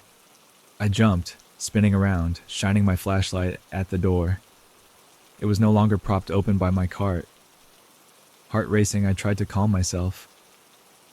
Probably just the airflow, I told myself. Maybe a draft in the hallway pulled it shut. I took a few more cautious steps, shining the light across the desks. I noticed the far corner had a cluster of desks that looked shoved aside, like they'd been moved recently. Curiosity overcame my fear, and I walked closer to inspect them. The chair legs left fresh drag marks in the dust on the floor, a sure sign they had been moved. The pattern looked as if someone had pulled each desk away from the others in a neat line. One of the desks had fresh scratches on its metal legs, as if it had been forced across the floor. My heart pounded even harder. I began hearing a faint tapping tap. Tap. Tap. It sounded like metal gently knocking on wood. I held my breath, turning in circles, trying to locate the source. The beam of my flashlight trembled as my hand shook. Tap, tap, tap. It echoed softly across the silent room. Then the sound stopped, replaced by a sharp creaking from the back of the classroom. I pointed my flashlight that way, revealing only more desks and an old supply cabinet. The cabinet's door was slightly open. Mustering my courage, I walked over and tugged it open further. Inside were dust-covered textbooks, dried markers, and a broken globe. Nothing particularly strange, aside from general neglect. I shut it. It let out a squeak, but that was all. Turning back, I realized something. The row of desks that had been at the center of the room was now subtly shifted. I couldn't be certain, but it looked like at least one desk moved closer to the chalkboard. My mind spun. I was the only person in here. Could I have misremembered their positions? Perhaps, but my stomach dropped at the idea that a desk had moved right behind me without any sound. I decided I needed to leave. I walked back to the door, trying not to panic. But when I pulled the handle, it wouldn't budge. I jiggled it harder, but the door was stuck. The lock turned, but it felt jammed. Fear surged. I banged on the door, calling out for help, but the hallway was empty, no one to hear me. My voice echoed in the corridors. Then I felt it, a slow, rumbling vibration under my feet. It was like a low hum you feel in your bones. The desks behind me started scraping across the floor in unison, as if an unseen force was shifting them. My throat went dry. The sound of metal legs against the tile made me cringe. I spun around, shining my flashlight desperately. One by one, the desks slid, forming a staggered line near the front. It was as if they were being arranged for a lesson, or some silent meeting. "Stop!" I shouted, even though I saw no one moving them. My words echoed uselessly. My flashlight beam flicked across the desks, expecting to see a person pulling them. Nothing, just the squealing of the legs on the floor. Abrupt static crackled from a speaker above the chalkboard. Campus security? Maybe there was a PA system in the building. "Hello?" I yelled toward the dusty speaker, hoping security staff could hear me. The static intensified, then cut out. Silence again. Heart racing, I remembered there were security cameras installed in many hallways and some classrooms, especially after hours. Maybe the camera here, if it still worked, was recording everything. That thought brought me little comfort, but reminded me that I might not be entirely alone. Someone could be watching the screens. If so, they hadn't come to help me yet. Focus, I told myself. If the lock is jammed, maybe there's another exit. I scanned the walls and spotted a door in the corner, possibly a supply closet or an adjoining room. I dashed toward it. Locked. Desperate, I pulled at the handle, but it wouldn't give. I hammered on it with my fists. My fear was soaring, making my mind race with worst-case scenarios. A new scraping sound came from behind. Slowly, I turned around. Another desk was moving, sliding steadily across the floor, leaving a clean path in the dust. The atmosphere felt oppressively thick, almost suffocating. I forced myself to approach the desk, as if confronting it might stop whatever was happening. Who's doing this? My voice cracked. Suddenly, the overhead lights flickered. One by one, the bulbs sparked, then died, plunging the room into darkness. My phone flashlight was all I had, and its battery was draining fast. In near darkness, the scraping grew fiercer, more desks sliding together in formation. The sound screeched against my ears, making me want to cover them. Then, just as abruptly as it started, the movement ceased. The room went still. The beam of my flashlight revealed a perfect semicircle of desks in front of the chalkboard, all facing me, as if I was a teacher or a performer. My breath came in short gasps. Out of the corner of my eye, I saw a flicker on the security camera perched high in the corner. A red light turned on, indicating it might be live. Hoping that someone in the security office could see me, I yelled, "Help! I'm locked in here." The camera lens glinted, and for a fleeting second, I imagined a figure standing behind it, but the room was otherwise deserted. Another burst of static came through the speaker above the board, then silence again. I reached for my phone to call campus security, but the signal was still weak. My call wouldn't connect. A wave of helplessness washed over me. Panic was building in my chest. I kept trying the main door, kicking it a few times. The doorknob rattled, but it wouldn't open. A sudden hush fell over the classroom. Even the buzzing from the old lights was gone. The air felt unnaturally still. For a moment, I thought I heard a faint sigh, like someone exhaling right behind me. When I whipped around, the desks remained in that eerie semicircle. I couldn't see anyone, but the feeling of being watched was overwhelming. Next, I remembered that the windows, though shuttered, might still open. I hurried to the nearest one, fumbling with the latch. It was stuck. My flashlight flickered, the battery on its last bit of power. In a last attempt, I put all my weight into forcing the window open. The old wood groaned but didn't budge. Then, in the near darkness, I heard the screech of a chair leg against the floor. A single desk inching forward, as if approaching me. My heart nearly stopped. This was too much. I didn't care about the reason or how it was happening. I just needed to escape.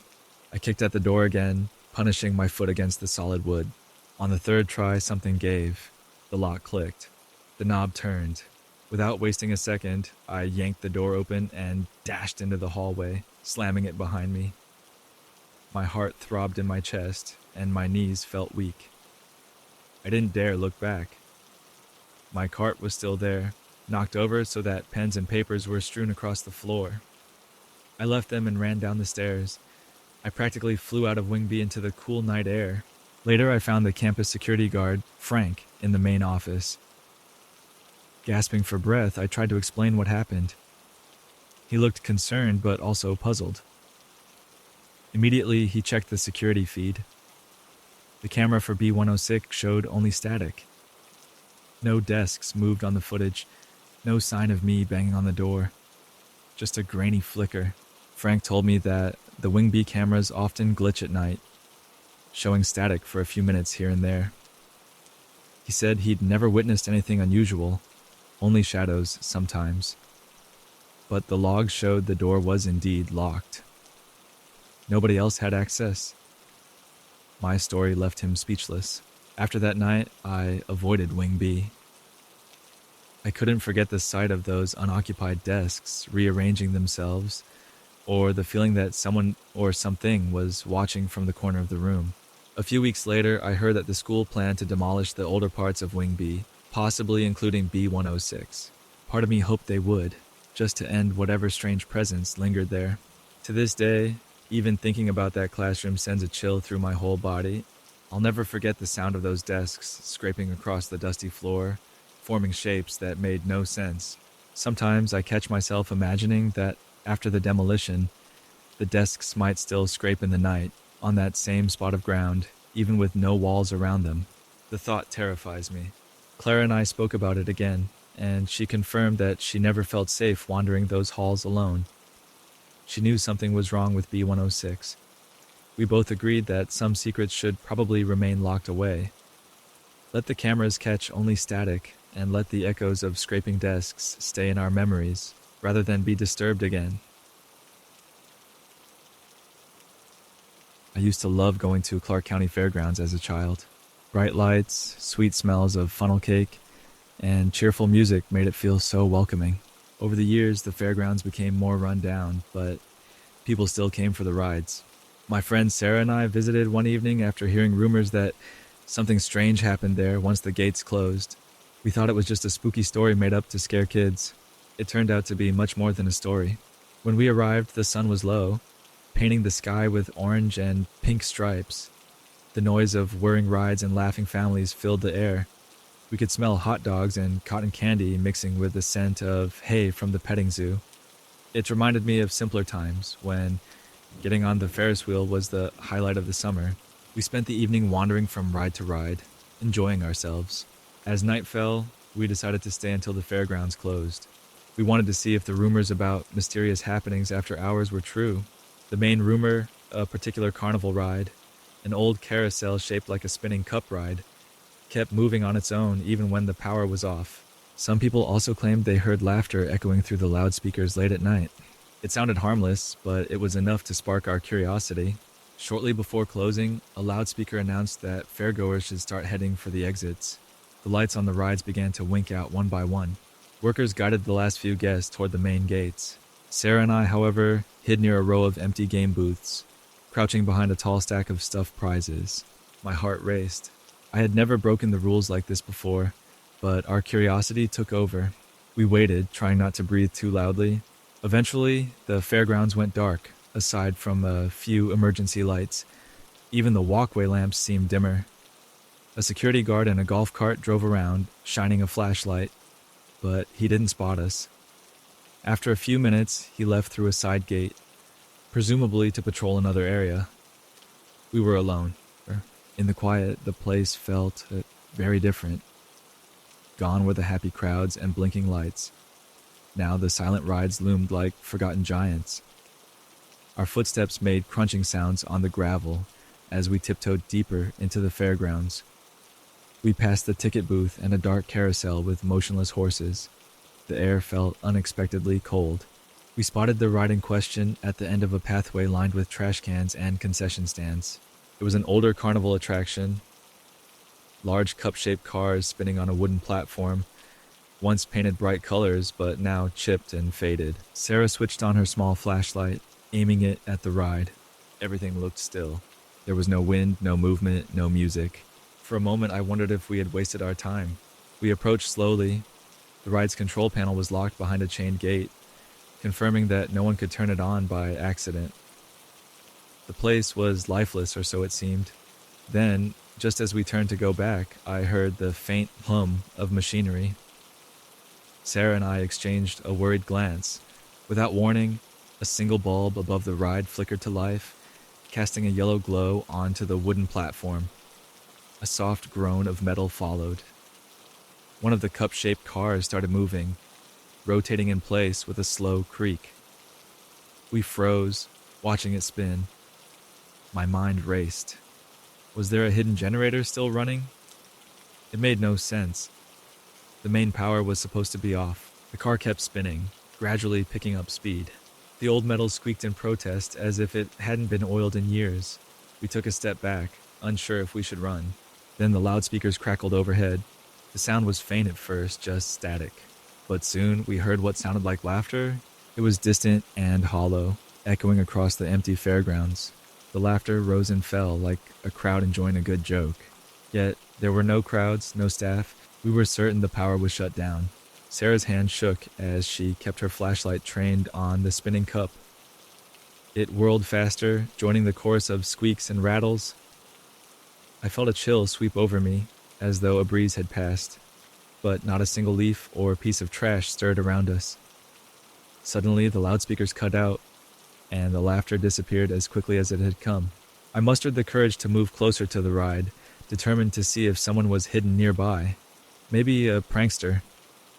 I peered around the control platform, shining my phone's flashlight under the wooden steps. Nothing but spiderwebs and discarded soda cups. Meanwhile, the cup on the platform kept spinning, unstoppable and eerie, like it had a life of its own. Then it came to a halt, so abruptly that the metal squealed under the strain. A moment of silence followed. Sarah tugged at my sleeve. "This isn't funny," she whispered. Her face was pale as she stared at the motionless car. I agreed. Every nerve in my body screamed that we should leave. But I also felt a pull, a strange curiosity. Perhaps we could film it as proof? I pulled out my phone, set it to record, and aimed it at the ride. Sarah stood beside me, hugging her arms tightly. On the screen, the ride looked like any other abandoned carnival piece, until the overhead loudspeaker crackled again. That laughter returned, louder this time, like a crowd of people right above us. My phone's camera audio spiked as the laughter echoed across the night sky. The cup ride jerked suddenly. One cup near the edge spun in one direction, while the next cup started spinning in the opposite direction. The platform itself did not move, only the cups, rotating separately. The effect was dizzying and entirely impossible without power. Yet here we were, watching it happen. Sarah pulled on my arm. "We need to go," she said. I nodded, heart pounding in agreement. As if sensing our decision, the ride slowed, the cups gradually stopping in random positions. The overhead lights flickered, then went dark again, throwing the whole area into deep shadow. Only our small flashlights remained. Half running, half stumbling, we made our way back toward the fairground entrance. Our breaths came out in sharp bursts. The once fun path now felt like a maze of shadows. Every booth looked menacing, and every ride towered over us like a silent sentinel. We heard faint echoes of that laughter behind us, as if following our steps. We reached the main gate, but it was locked. We hadn't expected that. Fueled by panic, we climbed over the fence, scraping our hands and knees as we scrambled to the other side. The fence rattled, and for a second, I imagined we might draw the attention of security, but no one came. We dropped to the ground outside, hearts pounding in our chests. The fairgrounds lay still and silent behind us. Later, we didn't sleep well. My dreams were full of spinning cups and eerie laughter. In the morning, we tried to share our story with a few close friends, but they looked skeptical. 2 nights later, I showed them the video on my phone. Strangely, the audio picked up only faint static no laughter. The video itself mostly showed darkness, with a brief glimpse of the spinning car, but it was too grainy to prove what we experienced. Curious about other reports, I searched online for accounts of haunting at Clark County Fairgrounds. I found scattered posts where people claimed to have seen lights turning on for no reason or hearing music from distant loudspeakers when the park was closed. No one offered a clear explanation. Sarah and I returned once more in daylight, just to have a final look with other visitors around. We found the ride in question roped off, as if under maintenance. The sign read, "Out of service." I asked a ride operator why it was closed, and he shrugged, muttering something about mechanical faults. Whether he knew about the late-night movements, I couldn't say. Every so often, though, we hear new rumors that at sunset, that same carnival ride slowly begins to spin when no one is looking. Some say they've heard laughter on the loudspeakers even before the fair opens in the morning. Workers blame faulty wiring, but no one stays long enough after hours to find out. I still get shivers remembering that night. Even now, I can picture the spinning cups illuminated by a single flickering bulb. I recall the panic as we fled, hearing that phantom laughter in the dark. Something beyond normal understanding happened at that fairground. Maybe it's a remnant of old memories or leftover energy from decades of fun and excitement, refusing to let the place rest. Or maybe there's a presence that feeds on the echoes of crowds. Whatever the cause, I know one thing. Once the lights go out at Clark County Fairgrounds, that ride continues its dance in the shadows. And if you dare to stay past closing, you might hear the laughter of an invisible crowd cracking over the loudspeakers, reminding you that fun can sometimes take a darker turn when no one else is around. At the time, I found it strange, but assumed it was a fraud or some mechanical glitch.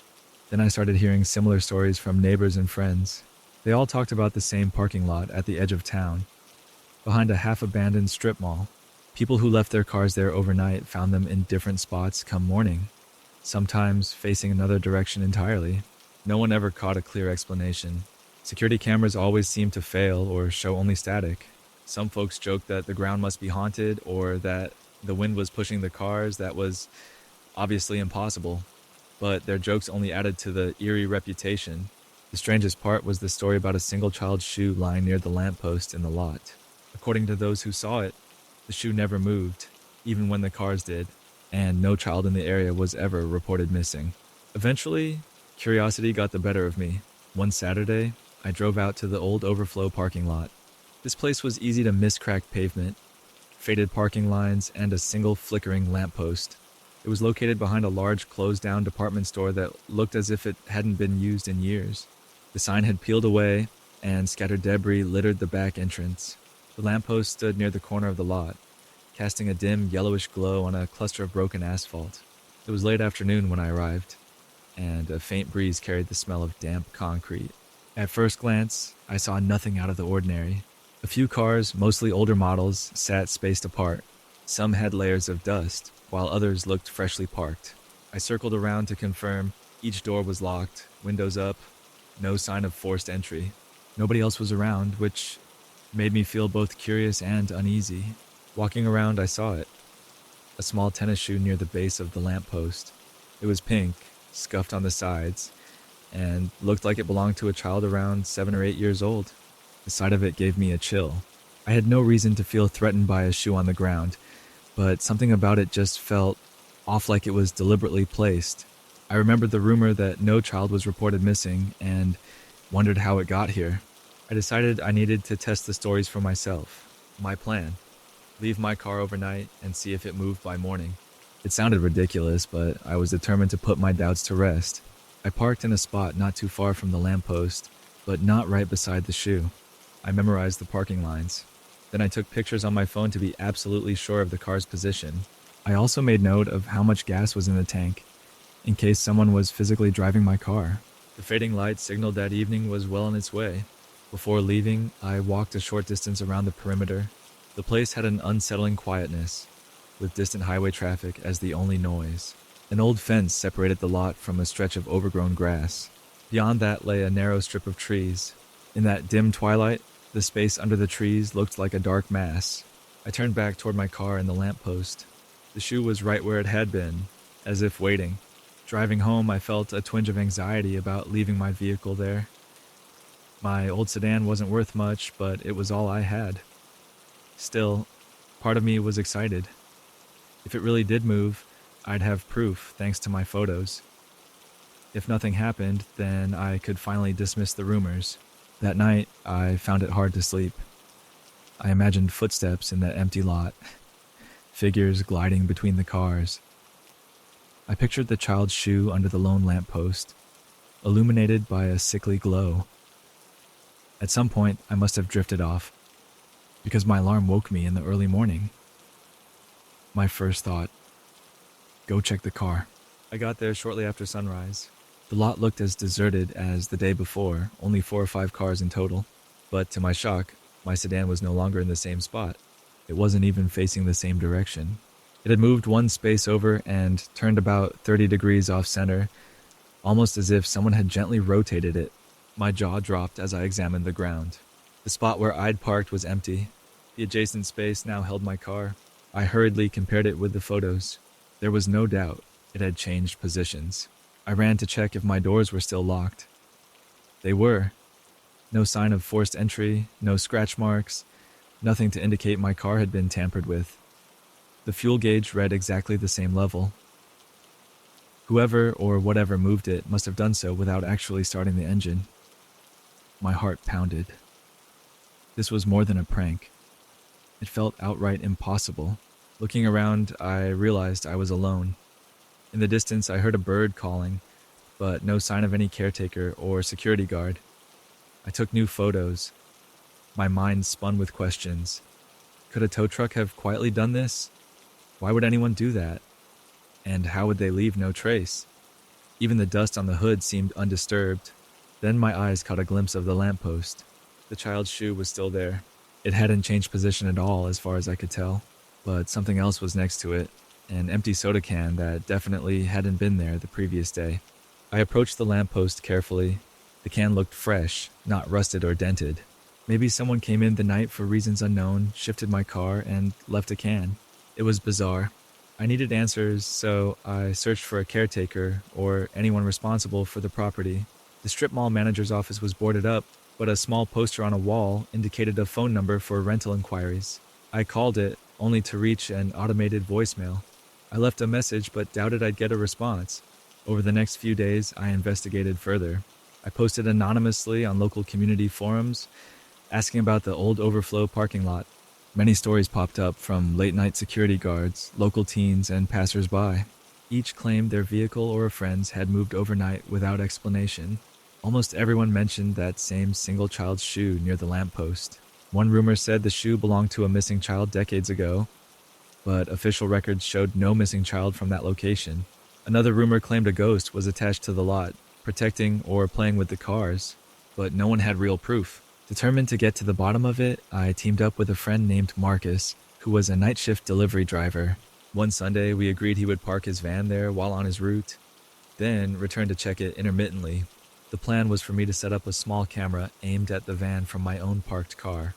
Marcus would deliver a few miles away, then come back every couple of hours.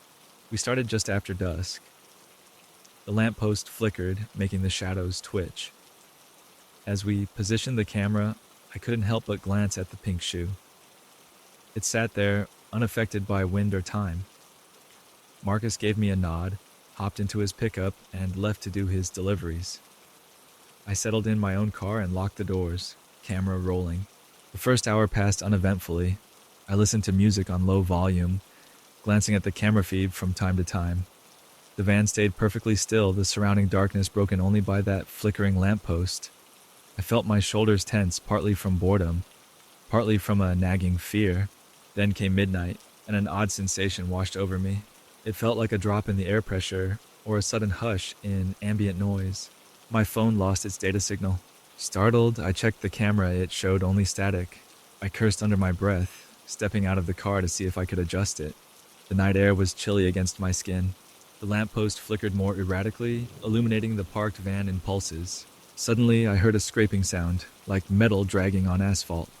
I spun toward the noise. The van shifted forward a few inches, silently, as if shoved by invisible hands. My heart lurched into my throat. I had no time to think. I pointed my flashlight, but saw no one around. The van moved again, inch by inch. This time, I saw the tires roll. It wasn't as if the wheels were spinning under power. They were rolling as though someone was pushing it, yet I saw no figure. Adrenaline pumping, I ran over to the driver's side, yanking the door handle. It was locked. I couldn't get in. Next thing I knew, the lamppost flickered again, and the entire lot went dark for a few moments. In that brief darkness, I heard a faint giggle, high-pitched, almost childlike. Every hair on my neck stood up. The lights came back on, and the van was now about 5 feet away from where it had been. My flashlight shook in my grip. I nearly jumped out of my skin when Marcus's phone call buzzed in my pocket. He had tried to message me but got no reply. I told him to come back immediately. My voice was trembling. Before he could comment, the call dropped. My phone had lost signal again. I ran back to my car, intending to drive away, but guilt held me. I couldn't leave Marcus's van alone in case it somehow ended up in a ditch or worse. I set my phone down on the seat, engine running, ready to bolt if needed. Minutes felt like hours before Marcus's headlights appeared at the far end of the lot. He parked next to me. I rushed over. He looked at me, stunned, as we both turned to see his van was now angled diagonally, occupying 2 spaces at once. I locked it. You saw me lock it, he said breathlessly, stepping out of his truck. Everything was locked, I confirmed. It moved on its own. We examined his van, shining flashlights around the tires and under the hood. Nothing was tampered with, no sign of forced entry, no damage. The only clue sat near the driver's side tire, a small piece of pink plastic, like it had broken off a child's toy. Neither of us had any idea where it came from, but it matched the color of that shoe under the lamppost.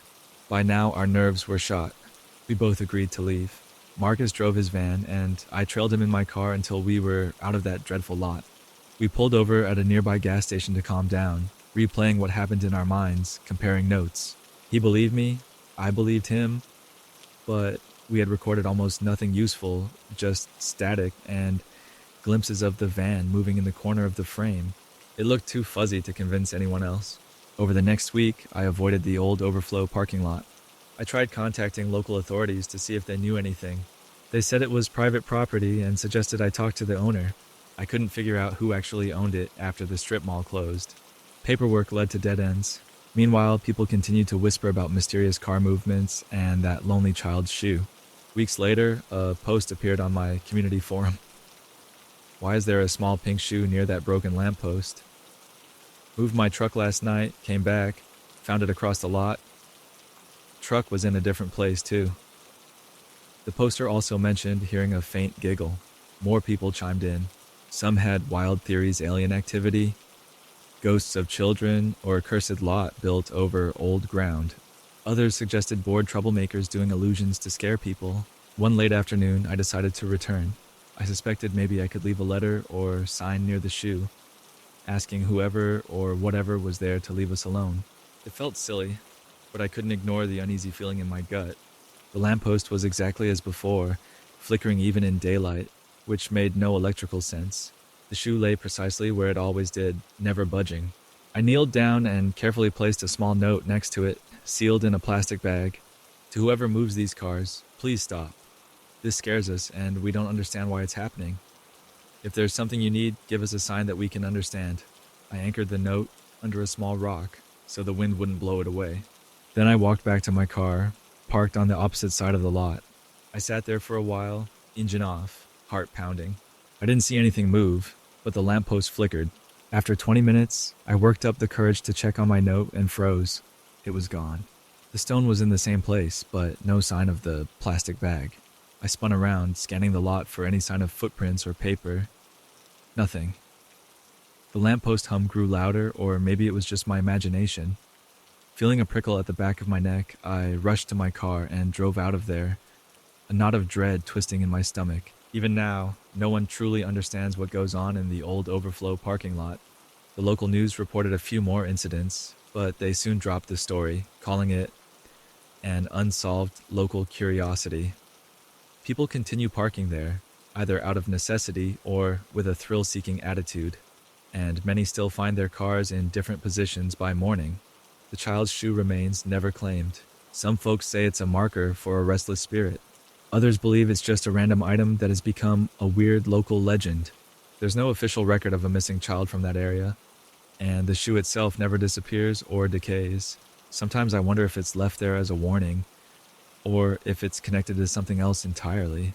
When I pass that lot at night, I can't resist glancing over, half expecting to see cars sliding across the pavement, or glimpsing a small figure by the lamppost, but I've never caught any clear sight of a person. I no longer attempt to park there overnight. The memory of shining my flashlight on a moving vehicle, hearing that giggle in the dark, is enough to keep me away. Some mysteries remain unsolved, lingering in lonely corners of our towns, whispering through flickering lights and abandoned spaces. The old overflow parking lot is one of those places. It rests quietly on the edge of town, waiting for the next driver to park and witness the unexplainable shift and keeping a silent watch over that small pink shoe that belongs to nobody, yet somehow seems to belong there most of all. Late one summer evening, I took a walk along Marble Beach. The sky was dusky purple, and the moon cast a silvery glow over the ocean. As I walked, my feet sank softly into the cool sand. At that hour, the beach was nearly empty, with only the sound of gentle waves washing ashore. Despite the peaceful scene, I felt a strange heaviness in the air, like the beach held secrets. I had heard all kinds of rumors about Marble Beach since I moved to the nearby town. Locals whispered about a certain spot near the lifeguard's chair. People claimed they saw footprints in the sand around that chair at midnight, even though no one was there. Some said they glimpsed a figure perched on the tall seat, staring out to sea in the middle of a storm. Others believed the chair itself was cursed, always leaning slightly no matter how many times workers straightened it. Curious, I decided to pass by the lifeguard station to see for myself. Usually during the day, families crowded around there, children laughing and building sandcastles. But at night, it stood empty, and the closer I got, the more clearly I could see the tall, white wooden chair. It was indeed crooked, leaning just enough to be noticeable. Moonlight shone on it, making the wood appear almost silver. With each step, I scanned the sand for footprints. My heart pounded in my chest because, deep down, I wanted to witness something unusual. A soft breeze picked up, and I thought I heard a distant whisper, though it might have just been the wind. When I reached the chair, I saw fresh footprints in the sand, leading from the water's edge right up to the base of the wooden ladder. They looked like bare footprints, somewhat small in size, but there was no second set leading away. It was as if someone walked up from the ocean and vanished at the chair. I glanced around. There wasn't another person in sight, just the rolling ocean and the moon above. The footprints gave me a chill, but I forced myself to remain calm, telling myself there had to be a logical explanation. Maybe a swimmer had come ashore earlier, and the footprints simply hadn't washed away yet. But I knew the tide had moved in since then, so it seemed unlikely. Feeling more curious than scared, I touched the chair's wooden leg. It felt damp and cold. I tried to see if the chair was simply unstable in the sand, which could explain why it leaned. But the sand around it was quite solid. If I grabbed hold of the seat, it took real effort to rock it. Yet it insisted on that slight tilt, as though it had chosen to stand crooked. I decided to take a seat on the lower rung of the ladder, letting my feet dangle. The night air was cool against my skin. I stared out at the dark ocean. The waves glimmered under the moonlight, breaking rhythmically. A few lights from distant boats dotted the horizon. For a moment, everything felt normal, almost serene. But inside, I couldn't shake a sense of unease, like I was trespassing on something. Legend said that long ago, a lifeguard named Daniel watched over Marble Beach. People admired him for his bravery. One stormy night, a child got swept out into the surf. Daniel dove in without hesitation, pulling the child to safety. But a powerful undercurrent caught him and dragged him under. They say he never resurfaced. His empty lifeguard chair washed up days later, half broken. When the town rebuilt it, strange events began. Some claimed Daniel's spirit stayed behind, still protecting swimmers. Others believed something darker lingered. My thoughts drifted to that story when I heard a sudden noise, a soft scraping, like something brushing against the sand. I jumped to my feet, my heart racing. I aimed my phone's flashlight around, but saw no one. The footprints still marked a path to the chair, and in the faint light I thought they seemed deeper, as though pressed recently. I moved the light closer, noticing tiny grains of wet sand scattered around each track. Then the breeze shifted direction, carrying the scent of salt and seaweed. A low, distant rumble of thunder hinted at a storm forming out at sea. I checked my watch.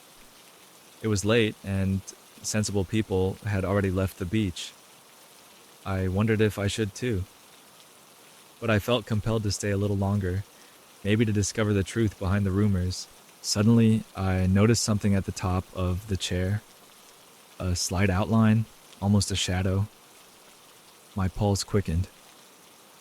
For a split second under the moon's glow, it looked like a person was sitting there, shoulders hunched, eyes fixed on the water. Then I blinked, and the shape was gone. The chair was empty. My mind told me I was just imagining things, but my gut insisted I had seen something. I walked around the chair, shining my flashlight carefully, hoping to spot footprints on the ladder or seat. Nothing. The seat was dry, and there were no smudges on the rungs. The clouds rolled in swiftly, covering the moon and turning the night dark. A gust of wind whipped my hair across my face, carrying that whispering sound again. Or was it whispering at all? Possibly just the wind swirling between the dunes. I had an eerie thought. Maybe someone or something was trying to tell me to leave. I didn't want to get caught in a storm, but I also felt drawn to stay, at least until the rain began. I stood a few paces away from the chair, letting the wind push me gently. Rain started to sprinkle down, and the waves became more restless. Lightning flashed far out at sea.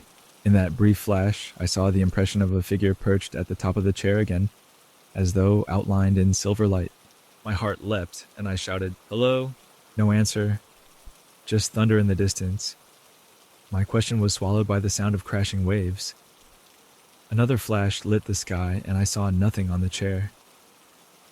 It was as empty as before. Every muscle in my body tensed with confusion and dread. Maybe the legend was real. Had I glimpsed Daniel's ghost? Or was my mind playing tricks? Thick droplets of rain began to fall, hitting the sand with soft thuds. The footprints around the chair started to wash away, leaving only the memory of their presence. I backed away, the hair on my arms standing even though the air was warm. A larger bolt of lightning streaked across the clouds, illuminating the entire beach for a split second. Again, I saw that shape on the chair clearer this time, like a person sitting watch. Then darkness returned, and the top seat was empty once more. My legs trembled, and I knew it was time to go. The storm was getting worse, and I felt uneasy staying there any longer. As I headed down the beach, the wind whipped around me, and I stumbled a bit in the sand. I couldn't resist one last look over my shoulder. The lifeguard's chair stood crooked, partially silhouetted by the faint glow of the moon behind the clouds. To my eyes, it looked like it held a silent guardian, refusing to leave its post even in the worst weather. But maybe that was just my imagination. When I got back to my house, the storm broke in full force. Rain pounded on my windows, and thunder shook the hillside. I sat in my living room, feeling restless. I couldn't stop replaying what I thought I'd seen. Was it really a figure? If so, why would it vanish so quickly? The next morning, I told a few close friends about my late-night visit, and to my surprise, they believed me. They said they too had caught glimpses of someone on the chair at night, a specter that appeared in flashes of lightning or under bright moonlight. One of them, an older fisherman named Wes, told me his theory. My granddad swore that was Daniel, the lifeguard who never came home. He's still keeping watch. Sometimes you see him, sometimes you don't, but he's there. Wes said it matter-of-factly, as though talking about the tide schedules or the best fishing spots. Over the following weeks, I walked Marble Beach several more times, but I never stayed as late. I still saw footprints around the chair, some mornings odd new ones, that did not match the many tourists who typically visit during the day. And no matter how many times the town maintenance crew came by to straighten the chair, they always found it leaning again the next day. A young volunteer explained that they even tried adding extra support under one leg, but it sank into the sand overnight for no apparent reason. Word spread, and some tourists started coming at dusk to see if they could spot the phantom lifeguard. Usually, people saw nothing more than a crooked chair and a stretch of empty sand. Others, however, swore they saw a figure perched up top for a brief moment, especially on nights of a full moon. Some even claimed they heard a gentle whistle or faint voice when the breeze rolled in. I started thinking the spirit, if it was a spirit, meant no harm.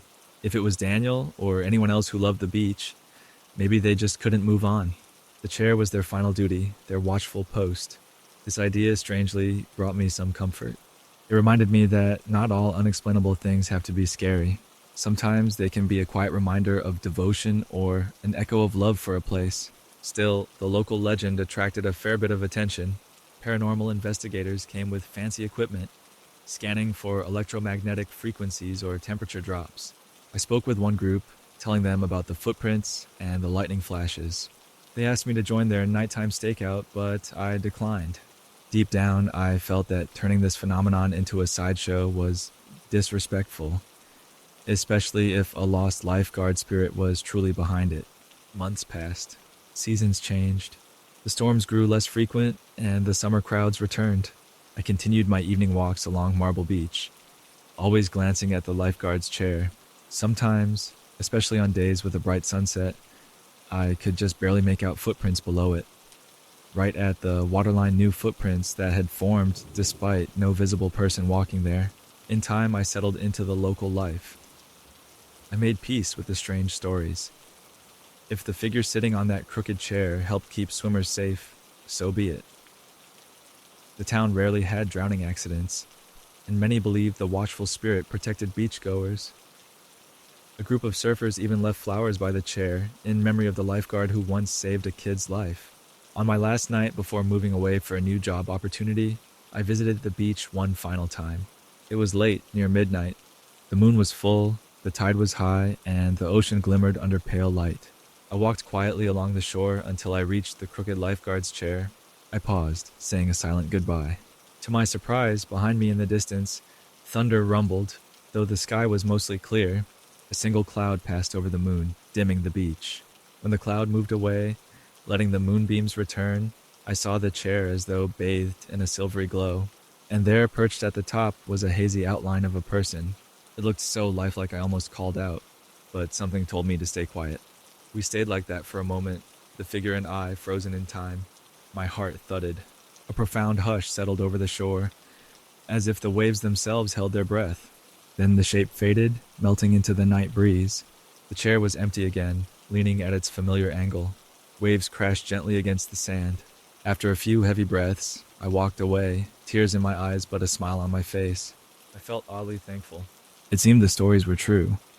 The old lifeguard's spirit, or some protective presence, mostly showed itself when it wanted to, reminding people that duty and care can outlast even the strongest storms. The next morning, I left Marble Beach for a new city, but I still think about that chair standing crooked against the moonlight. Occasionally, I check in with friends who remain there. They say footprints appear around it from time to time, and sometimes a distant figure can be seen on stormy nights. Most folks in town have come to accept it as part of the beach's lore, an unspoken guardian who, even in death, keeps watch on the shore he loved. If you ever find yourself at Marble Beach, take a moment to look at that old lifeguard's chair. You might think you see nothing but empty wood in the moonlight. Then again, maybe, if the timing's right, you'll catch a glimpse of something perched there, a gentle reminder that some vows and memories are too strong to fade, even beneath the restless waves of time. I remember the exact moment the smell of smoke reached my nose. My friend Mona and I were hiking through Stanley Woods, enjoying the shade of tall pine trees. The air had been fresh and clean only moments before. Suddenly, I caught a faint whiff of something burning. At first, I thought maybe a nearby campsite was using a fire pit. But when I mentioned it to Mona, she wrinkled her nose and said the smell felt too sharp and bitter for a normal campfire. We stopped on the trail, scanning our surroundings. Nothing looked unusual, just endless rows of trees with sunlight spilling through the branches. The forest floor was covered in needles and patches of moss. No sign of smoke in the air, no gray haze drifting among the trunks. Yet the odor grew stronger. Mona glanced at me with concern. She asked if we should turn back or keep going. I checked my phone. No signal. If there really was a fire somewhere, we needed to find help. The official ranger station was deeper in the woods, about 2 miles along the main route. If we hurried, we could reach it in 30 minutes. Mona agreed to press on. At that time, we believed we were doing the right thing heading toward the ranger station, where we might warn someone of a possible fire. As we continued, each step made the smoky smell more intense. My throat felt scratchy. We kept looking for any signs of flames or heat, but saw none. The trail wound deeper and deeper between tall pines, with thick undergrowth blocking our view if we tried to look far ahead. The sense of unease grew. The forest seemed too quiet, as if the birds and small creatures had grown silent. About 10 minutes later, we came across a small clearing. Stubs of old tree trunks poked out here and there, like someone had cut down a group of trees a long time ago. The forest floor was soft with dead leaves that crunched under our boots. In the middle of this clearing stood a huge old stump, blackened around the edges. It smelled strongly of burnt wood. Mona and I circled it, confused. Had there been a fire here recently? The stump almost looked like it had been scorched, but the burn marks seemed old. Fresh ashes weren't visible anywhere. Mona pointed at a single boot print nearby, half hidden under leaves. It looked large, not from a typical hiking shoe, but maybe a heavy work boot. We didn't remember passing anyone on the trail. The print disappeared into the undergrowth, so we couldn't follow it. I felt a chill run through me. For the first time, I had the odd feeling we were being watched. We shouldered our backpacks and pressed on. The smell hadn't faded. If anything, it got even sharper, like burning plastic mixed with wood smoke. My eyes started to sting, but still, there was no visible smoke in the air. Mona asked if I listened closely, could I hear crackling? At times, I thought I caught a faint crackle, but it was so soft it might have been the wind rustling needles high above. The trail grew narrower as we approached a darker section of the woods. The tree canopy overhead thickened, letting in less sunlight. Moss-coated stones lined the path, making each step tricky. Occasionally, I thought I saw movement among the distant trunks, like a shadow flitting behind a tree. Every time I turned my head, the shape vanished. I told myself it was just my nerves, but Mona must have felt the same. At one point, she whispered, "I swear we're not alone. It feels like someone is following us." Her voice trembled. I looked behind us. The path stretched back, empty and silent.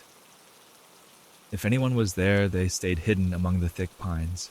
Soon, we came upon another sign of strange activity, a broken wooden signpost lying on the ground. It looked old, covered in moss, but the break was fresh, splintered at the base. The sign had once pointed toward the ranger station. Mona crouched to examine it. "This shouldn't be like this," she said. "I was here last summer and the sign was upright." I agreed something was wrong. The deeper we walked, the more signs we found of damage. Charred patches of bark on certain trees, a half-burned piece of rope near the trail, and in one spot, what looked like the remains of a small campsite with scorched rocks, arranged in a circle.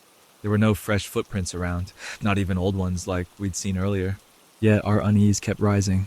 The sense of being watched was now almost suffocating, like pressure on the back of my neck. At last, we spotted a faint plume of smoke ahead. My heart leapt. If there was a small fire, maybe we could confirm it wasn't spreading. Carefully, we made our way closer, stepping over fallen branches. But when we reached the spot, we found only a twisted stump smoldering at its core. The smoke reeked of chemicals, giving me a wave of nausea. Mona tried to kick dirt onto the stump, attempting to smother whatever was burning inside. Oddly, no flames burst out, just a constant glowing ember at the wood's center. Suddenly, the snap of a twig echoed from behind us. We both froze.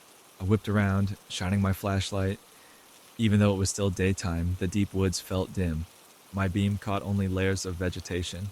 Another twig snapped in the other direction, like someone or something stepping carefully around us. Anxiety hit me hard. I grabbed Mona's arm. "We need to move, now." Keeping our eyes on the trees, we hurried back to the trail and picked up our pace. The hair on my arm stood on end, and each crackle of leaves behind us made my stomach twist. Once or twice, I glimpsed something like a human figure in the corner of my vision, tall, vaguely shaped, blending with the woods. When I turned to look straight on, there was nothing. We walked faster, nearly jogging. The path began to slope upward, and we realized we were going in the wrong direction for the ranger station. In our confusion and fear, we must have taken a wrong turn. The air became heavier, and the pine needles under our boots felt slippery. Mona was panting, tears in her eyes. She kept muttering, "This doesn't make sense. We should be near the station by now." But the trail didn't end. It only led us into denser forest. We passed another blackened stump, smelling more of that chemical burn. Each time we checked for any sign of real flames. Nothing. The quiet pressed in on us, broken only by our own frantic breaths. Even the birds seemed gone.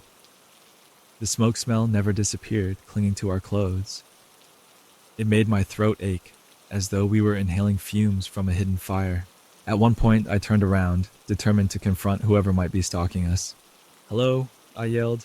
My voice sounded tiny among the towering pines. "Is anyone there? We need help." No answer. For a moment, I thought I saw a shape slip behind a large trunk, but it was so fast I couldn't be sure. Mona tugged my sleeve urgently, and I heard rustling in a bush to our left. We both turned to face it, hearts pounding. Nothing emerged. We soon found ourselves circling back to the same area. I recognized the broken signpost now from a different angle. Beneath it lay fresh footprints, or maybe they were ours. It was hard to tell. My mind spun with worry. Somehow the woods were confusing us, like a maze. Mona insisted we should stay calm, think logically. She took out her compass, but the needle spun in slow circles, refusing to settle. With no other plan, we followed the slope downward, hoping to find a stream or a lower path that might lead out. The forest floor turned muddy in places, and we had to walk carefully. A strange hush fell again. Even the wind seemed to hold its breath. That was when we saw an odd glow through the trees, flickering like distant firelight. Relief washed over me. I thought maybe it was the ranger station or another campsite. We sprinted toward it. Breaking through a cluster of bushes, we found ourselves at the edge of a wide clearing. In the center stood a ring of stones, each blackened by soot, as if used for a large fire. But the clearing was empty, no tents, no cabins, no people, just a pile of fresh ashes that seemed to pulse with a dim orange glow. As we nervously inched closer, I realized I couldn't feel any heat from it. The glow shimmered, more like foxfire or some strange light than any real flame. My stomach churned with dread. Behind us, branches cracked. It sounded like footsteps, slow and deliberate. We turned at once, shining our lights. Dark tree trunks stared back, and in that dimness we saw a pair of reflective eyes at the edge of the clearing, too tall to be a normal animal. My heart hammered. The figure stood motionless, watching us. I couldn't make out a face, just the suggestion of a tall form and those glowing eyes, flickering like pale embers. Mona backed up, gripping my arm. The ashes in the fire ring flared with sudden brightness, making the shadows lurch. In that instant, the figure vanished into the dark.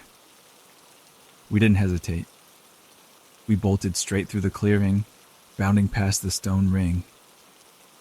The glow must have died behind us because the next time I glanced back, everything fell into deep shadow. We ran blindly, pushing through undergrowth and ignoring the scratches from branches. My lungs burned with each breath, and Mona stumbled once, almost twisting her ankle. Adrenaline kept us moving. At last, a flicker of hope appeared ahead. A large wooden sign with a bright orange surface. We hurried closer and realized it was the official entrance sign to Stanley Woods, the same place we had started hours earlier. Somehow, in our panic, we'd looped around. We were on the edge of the road. We looked behind us, half expecting to see a shape following. Nothing but the tall pines under the dark sky.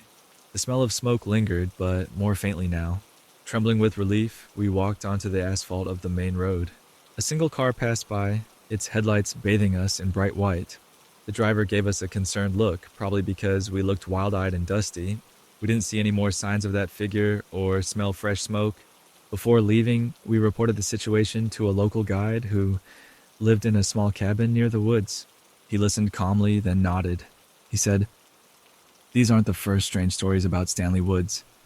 Many hikers come out, complaining of heavy smoke or glimpsing something that watches them." When we asked if any real fires had been found, he shook his head. Rangers searched multiple times but found no active flames, only a few old stumps with odd burn marks. To this day, neither Mona nor I can explain what happened. The memory often returns in my dreams. The smell of burning wood without flames, the glimpses of a tall shape in the shadows, and those footprints that never quite led to a person. I still wonder if something ancient or unknown stirs in those trees, warding off intruders or luring them deeper. Maybe it's a spirit tied to a forgotten fire. Maybe it's just the forest playing tricks on our minds. Either way, I avoid Stanley Woods now, especially after sundown. The thought of that unseen watcher trailing my every step still sends chills down my spine. Perhaps the forest keeps its secrets hidden, showing them only to those who stray too far in. If you ever decide to hike there, trust your instincts if you smell smoke. Turn around before it's too late, before you find yourself lost in the heart of Stanley Woods, sensing eyes you cannot see, and hearing twigs snap just out of sight. I was driving late at night in a part of the country I did not know well. My GPS guided me along a 2-lane road that curved past empty fields and dark clusters of trees. The screen said there was a motel nearby, even though I had not seen any signs. I was exhausted and needed a place to rest, so I followed the directions without question. Eventually, I saw a faint glow on the roadside, a neon sign flickering in the distance. It spelled out vacancy in dull red letters. This must be the place my GPS listed, though I couldn't remember the name. The building was a small, single-story row of rooms, each door facing an empty parking lot. Tall grass edged the cracked asphalt. A single lamppost buzzed with a weak light that did little to brighten the murky scene. I parked my car in front of what seemed like the office. The sign above the door simply said motel in peeling paint. Something about the place felt old, as if time had stopped here. I stepped inside and found a small check-in counter with a bell on top. The walls were stained with water rings, and the air smelled faintly musty, like closed-up rooms and old carpet. As I approached the desk, a man emerged from a back room. He wore a faded vest and an expression that gave away nothing. His eyes flicked to my face, then away immediately, as though he was looking at something behind me. In a low voice, he asked if I needed a room. I nodded, explaining I'd been driving all day and my GPS led me here. He did not seem surprised, but he didn't make conversation either. He asked for my name, never a credit card or driver's license. I found that odd, but I was too tired to argue. My voice felt heavy, and my mind had that dull ache from the long road. The man clicked a few keys on an ancient-looking computer, then opened a drawer beneath the counter. He pulled out a single key on a tarnished ring. Without meeting my eyes, he slid it across the counter. The key had the number 4 scratched into the metal. I glanced at the clerk, hoping for a polite smile, but he turned away. His posture seemed tense. For a moment, I noticed a strange scar on the side of his neck. I wanted to ask about it, but the intensity in the room made me drop the thought. He mumbled something like, "Room's down on the right," and disappeared into the back room again. I stood there, uncertain what to do next. No receipt, no paperwork, just the key. The small clock on the wall ticked loudly in the silence. Feeling uneasy, I picked up my bag and left the office. Outside, a mild breeze carried the scent of damp grass. I glanced at my phone to see if I had a signal. Nothing. Even the GPS suddenly showed my location as blank, with no roads or markers. Confusion prickled at my mind. This place felt like it was off the map, almost like it did not exist. But my eyes told me it was real enough. Carrying my bag, I walked along the row of rooms. Dim porch lights revealed chipped paint on each door. They were numbered in dull brass, 1, 2, 3, 4. I stopped in front of mine. The door had cracks in the wood and stood slightly askew, but it was unlocked when I turned the key. The lock mechanism felt loose and stiff at the same time, as if it was rarely used. Inside, my room was small. There was a single bed with faded sheets, a wooden dresser, and a tiny TV on a stand. The walls had a pale yellow wallpaper peeling at the corners. A stale smell hung in the air. At least it was quiet. The overhead light buzzed faintly, casting a weak glow that left corners in shadow. Too tired to care, I set my bag on the dresser and decided to check the bathroom. The bathroom had cracked tiles and one flickering light bulb. Rust stains lined the sink, and a long mirror reflected my weary face. I splashed water on my cheeks, mentally promising myself I would find a better place tomorrow. Just as I reached for a towel, I heard a noise like a door shutting somewhere outside. The sound echoed along the row of rooms. Stepping out of the bathroom, I listened for movement. Everything went still. A heavy silence seemed to blanket the motel. I pushed aside my unease, turned off the main light, and lay down on the bed. My back ached from driving, and soon my eyes grew heavy. Just as I drifted off, I thought I heard faint footsteps outside my door, then nothing. I woke suddenly in the middle of the night, heart pounding for no clear reason. The room was cold. My phone's screen read 2:13 a.m., still no signal. Outside my window, the night was pitch black. My car sat alone in the parking lot, lit by the flickering lamppost. I sat up, rubbed my face, and decided maybe I needed some air. Sleeping felt difficult with the strange tension in the air. As soon as my feet touched the floor, I heard a light knock at the door. I froze, every nerve in my body on edge. It was a timid knock, barely audible, but in the silence, it was clear. I waited, not sure if I should speak. The knock came again, slightly louder. Cautiously, I moved to the door. I peeked through the small window at the side. I glimpsed nothing but shadow. Feeling uneasy, I called, "Hello?" No immediate answer. I turned the knob, opening the door a crack. That was when I saw a figure at the edge of the porch, like a woman, perhaps, though her hair covered her face. She turned and hurried off into the darkness between the rooms before I could say another word. My heart hammered. Part of me wanted to chase after her, but I was in my pajamas, and the darkness made me nervous. Besides, something about her swift retreat told me I was not meant to follow. Instead, I shut the door, locked it, and double-checked the flimsy chain latch. Now wide awake, I paced the room, scanning for any sign that someone had broken in. Everything looked the same, except I noticed something on the dresser. A small slip of paper. I was sure it hadn't been there before I went to bed. Picking it up, I saw a hastily scrawled note. It read, "Leave by dawn." The handwriting was shaky, almost panicked. I turned it over, but there was nothing else. Cold fear gripped my stomach. Who wrote that note, and why? Sleep was impossible now. Every few minutes, I peered out the window. The lamppost flickered more than before, and it felt like shadows danced across the parking lot. On the far end, I thought I could see a tall figure standing near the last room, but it was too dark to be sure.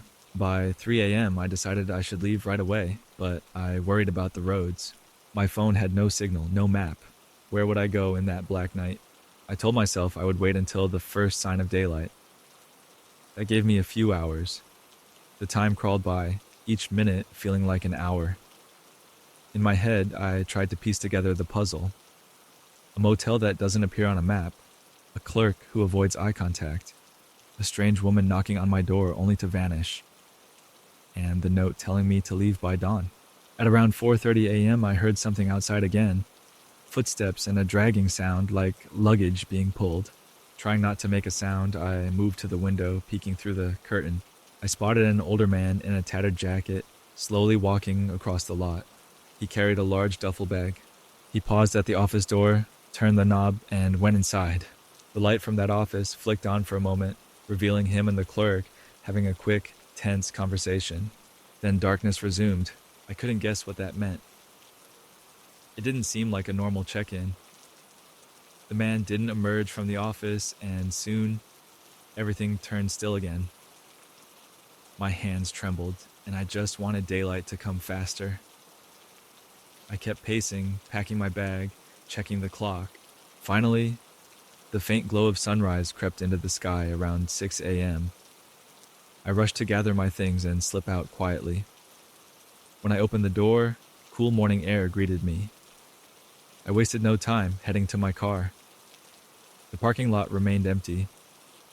I thought about returning the room key, but the note's warning echoed in my mind. Better to just go. Before I could get in my car, the office door creaked open. The clerk stood in the entrance, half concealed by shadow. He stared in my direction, but did not move. Again, it felt like his eyes did not meet mine, as if he was looking at something behind me. I hesitated, should I toss him the key? But something about his stance made me uneasy, so I just climbed into my car. Starting the engine, I pulled out onto the lonely highway. My heart pounded until I was miles away, passing farms and small towns. When I finally regained a cell signal, I typed in the motel's name to confirm its location. Strangely, no results appeared on the map. In fact, I couldn't recall the motel's exact name at all. It was like the letters had faded from my memory as soon as I left the place. Determined to confirm I wasn't just confused, I scrolled through the previous night's GPS history.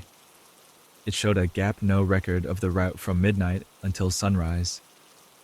The only saved destination was a random set of coordinates that led to a blank area on the map. A chill ran up my spine. Had the motel truly vanished from all records? Over the next couple of days, I searched online. Nothing turned up. I asked a local gas station clerk about a small roadside motel in that area, describing the building. He shrugged and said, "All the motels around there closed a long time ago." Another person even insisted there was no motel for at least 15 miles. Yet, I had the key in my pocket, proof, though battered, that the place existed. The brass number 4 stared at me like an accusation. I tried calling the old phone numbers for that region, but nothing matched. That night, I dreamed of the strange woman who knocked on my door. In the dream, she tried to warn me of something. I couldn't hear her words, but I sensed her fear. And behind her, looming in the dark hall, was the clerk with downcast eyes, as though he belonged to the motel more than any living person should. I woke up in a sweat. I considered the possibility that the motel was some forgotten building, left over from a time when that highway bustled more. Maybe the owner refused to update it, so it slipped off official directories. Or maybe it was something else, something beyond logic, like a place caught between worlds, showing up for those unlucky enough to follow a faulty GPS.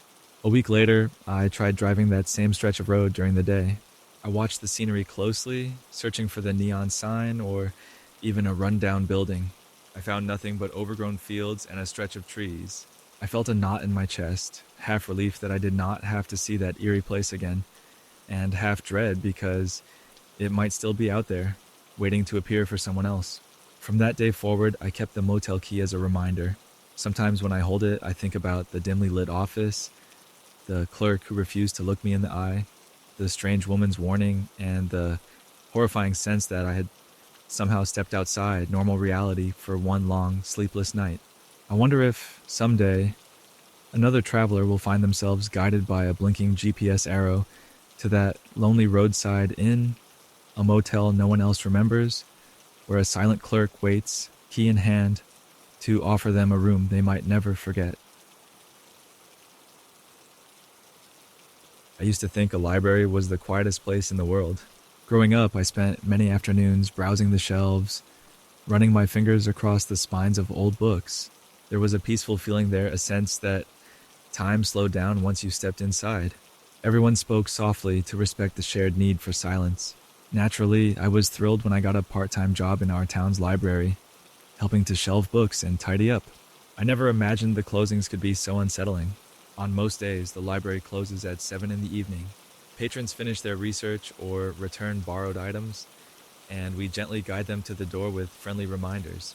Then, after the last visitor leaves, the building feels hushed, like a stage after the theater lights dim. At first, I found the stillness comforting. I loved the rows of shelves leading to the different sections. History, mystery, science, and the old archives in the back. My job sometimes involved staying late to shelve books returned toward the end of the day. I didn't mind. In fact, I enjoyed the solitude. But about 2 weeks into my new job, I started noticing strange things after closing. It began with soft whispers at the edge of my hearing, like someone was having a quiet conversation in a distant corner. I would pause, thinking maybe a patron was still inside, but the library was clearly empty. One night, the whispers grew louder. I was putting away a stack of biographies, and I heard what sounded like two voices discussing something urgent. I couldn't make out the words, just the tone. A hushed, serious exchange. Goosebumps tingled on my arms. I called out a simple, "Hello?" half expecting a late customer to step out from behind a bookshelf. No answer. Over the following days, I listened more carefully. Each time I reshelved books after hours, there was a new burst of low voices coming from the direction of the library's archives. The archives are located in a locked room behind rows of tall cabinets. That area holds valuable, delicate materials. Old town records, rare manuscripts, genealogical documents. Only the head librarian and the director have the keys.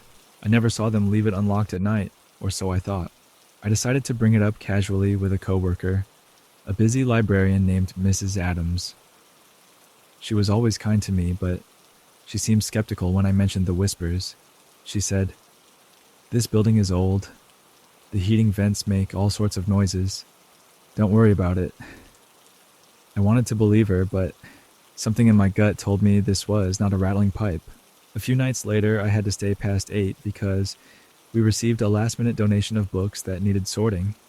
Mrs. Adams had gone home, so I was alone, finishing up. I tried to keep myself calm by focusing on my work. Suddenly, I heard the voices again, more distinct this time. The sound was coming from the direction of the archives room. I glanced around, scanning the rows of shelves. All was still, except for a single light shining in the distance, a small lamp among rows of locked cabinets.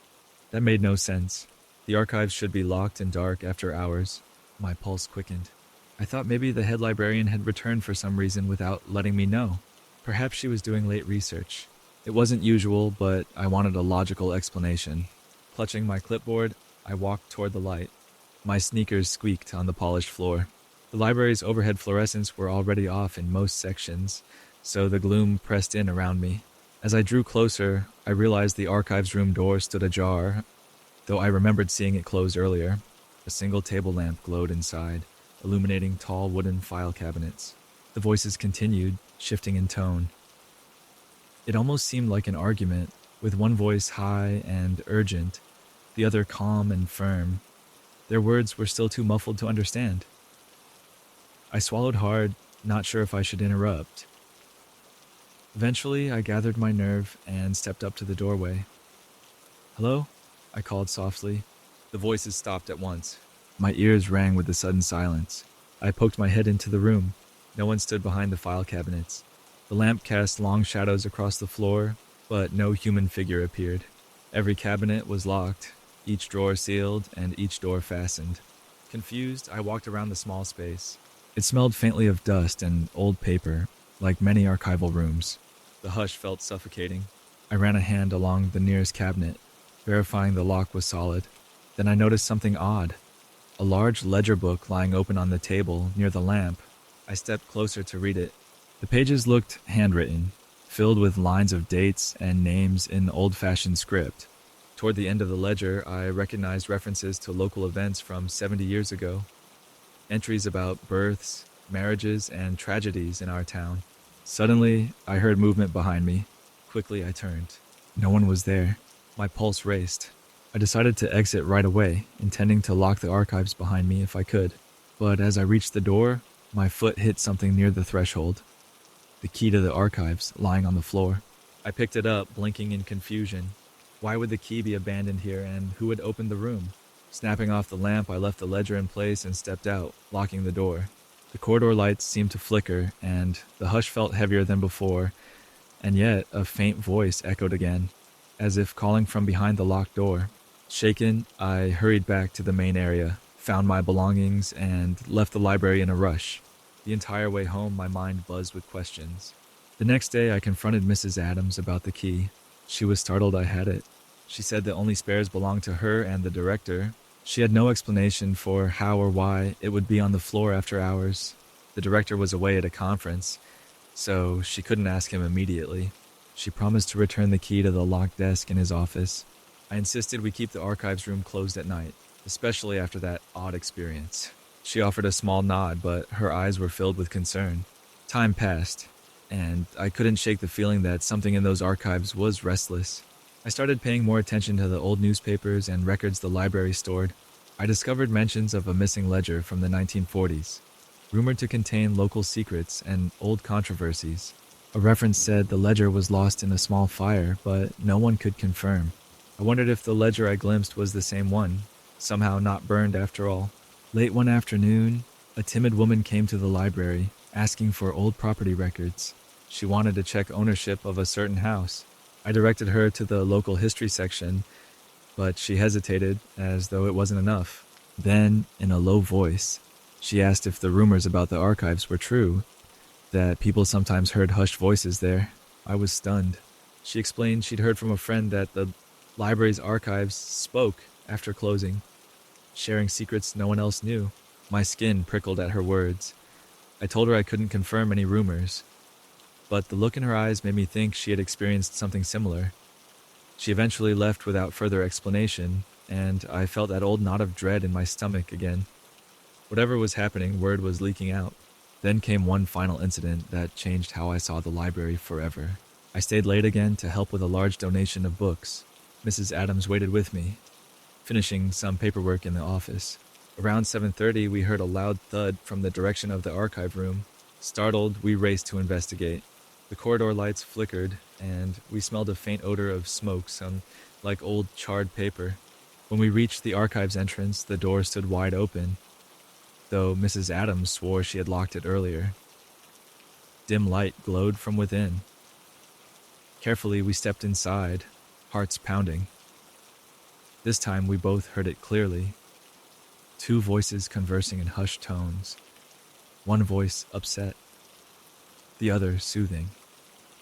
It was as if we had barged in on a secret meeting. The moment our footsteps crossed the threshold, the voices cut off.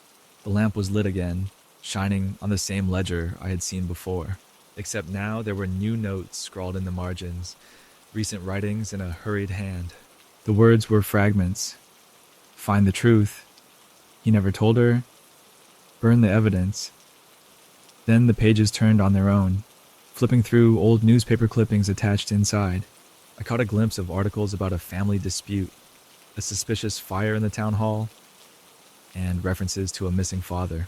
The pages settled and the ledger lay open, revealing an old photo of a worried-looking couple. Mrs. Adams made a noise of alarm, stepping back. Her face turned pale. She whispered, "I'd heard rumors, but never believed." She didn't finish the sentence. We both stood frozen as the lamp winked out for a moment, then came back on.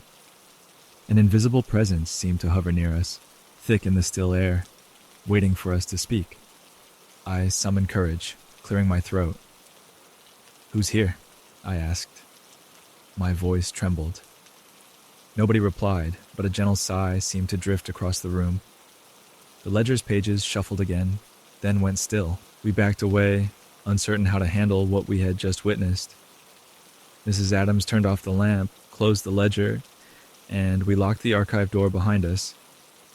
This time we double-checked that it wouldn't open again. In silence, we left the library together, each of us carrying a weight of unanswered questions. After that, the library staff quietly decided never to let people stay past closing if it could be avoided.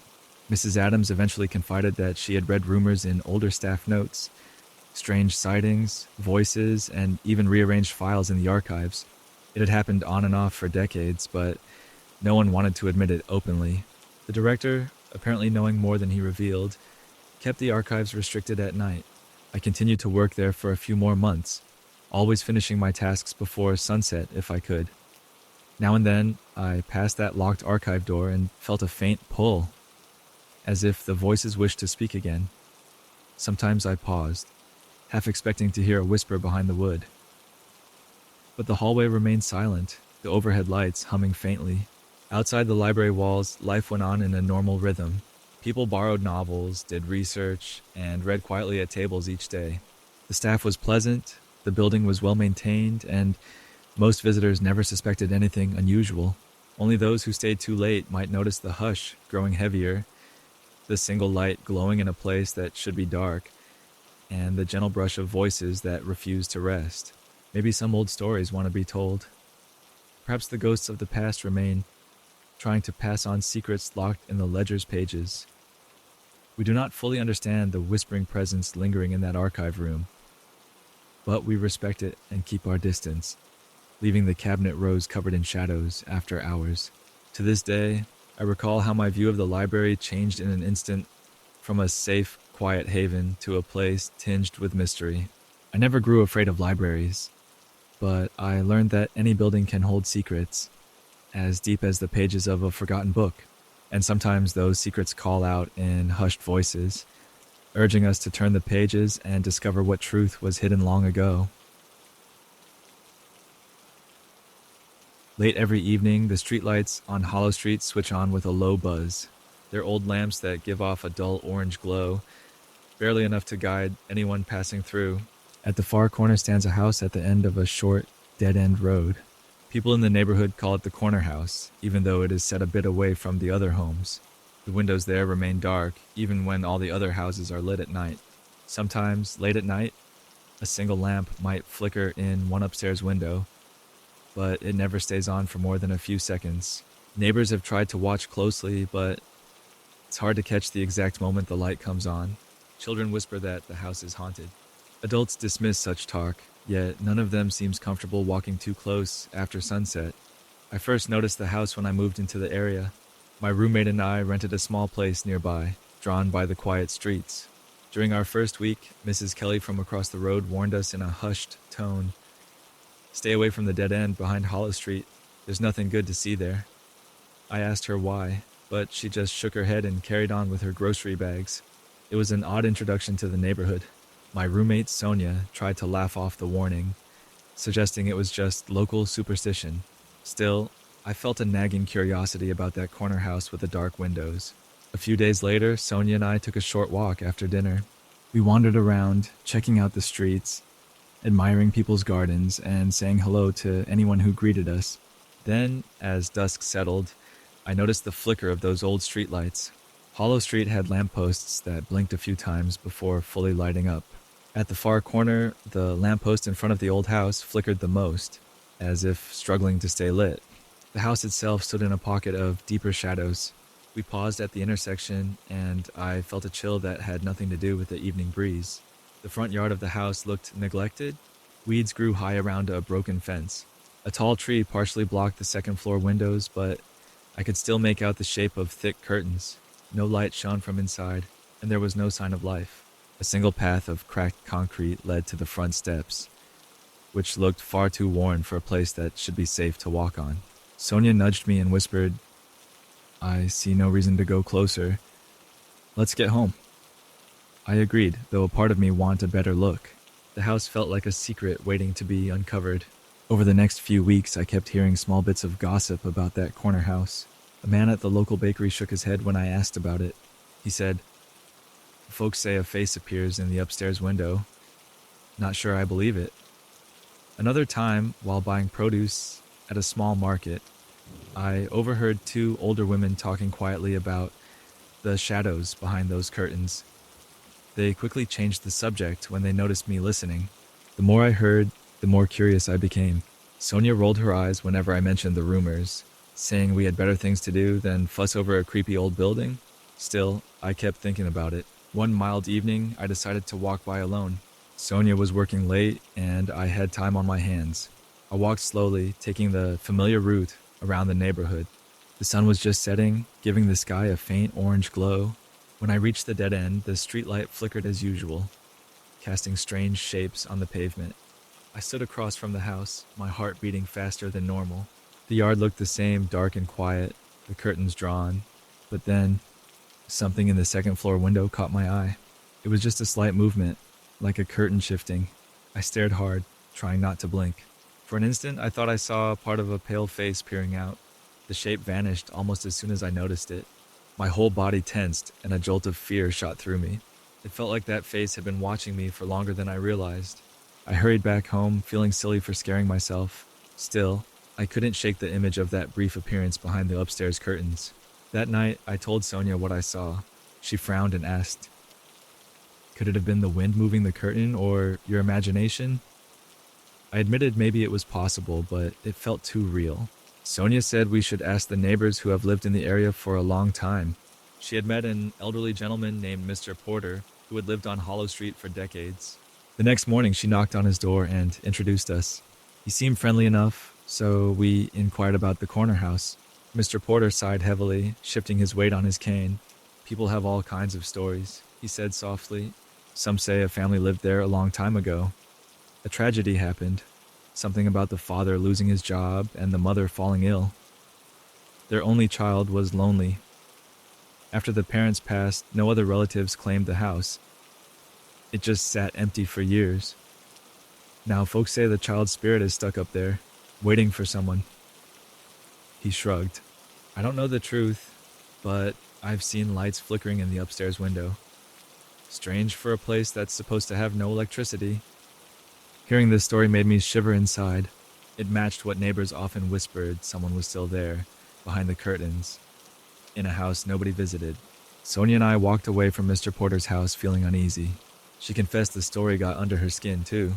That night, we tried to distract ourselves with a comedy show on TV, but every so often, I caught her glancing at the window, as if expecting to spot something staring back.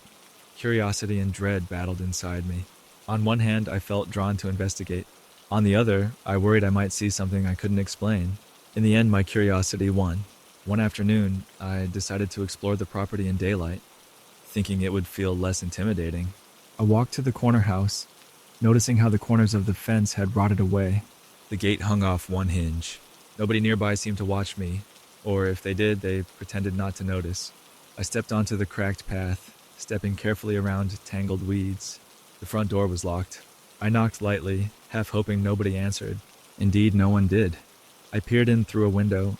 The house was dim inside, with dusty furniture covered by sheets. Drapes blocked most of the light, creating a stale, trapped atmosphere. I tried another window, which offered a glimpse of a hallway. There in the gloom, I caught a shape moving. At first, I thought it might be a trick of the light. Then I realized it looked like a small person or figure, disappearing around a corner. My heart thundered. I stumbled back, startled by how real it seemed. I hurried away, not wanting to overstep any further. If someone truly lived there, they clearly didn't want visitors. That evening, I told Sonia everything. She chewed her lip, uncertain how to respond. "This is too weird," she said. "Maybe it's just a squatter or a relative of the family who ignores the property." We decided, for our own sanity, to let it be. But Hollow Street had other plans.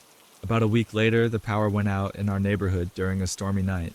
Thunder rolled across the sky, and heavy rain battered the windows. We lit candles, trying to stay calm. Around midnight, the downpour lessened. Out of sheer habit, I glanced out at the street. That old corner house was still dark, except for a flicker in the upstairs window, just as lightning flashed across the sky. For the briefest moment, the lightning lit the entire area in bright white.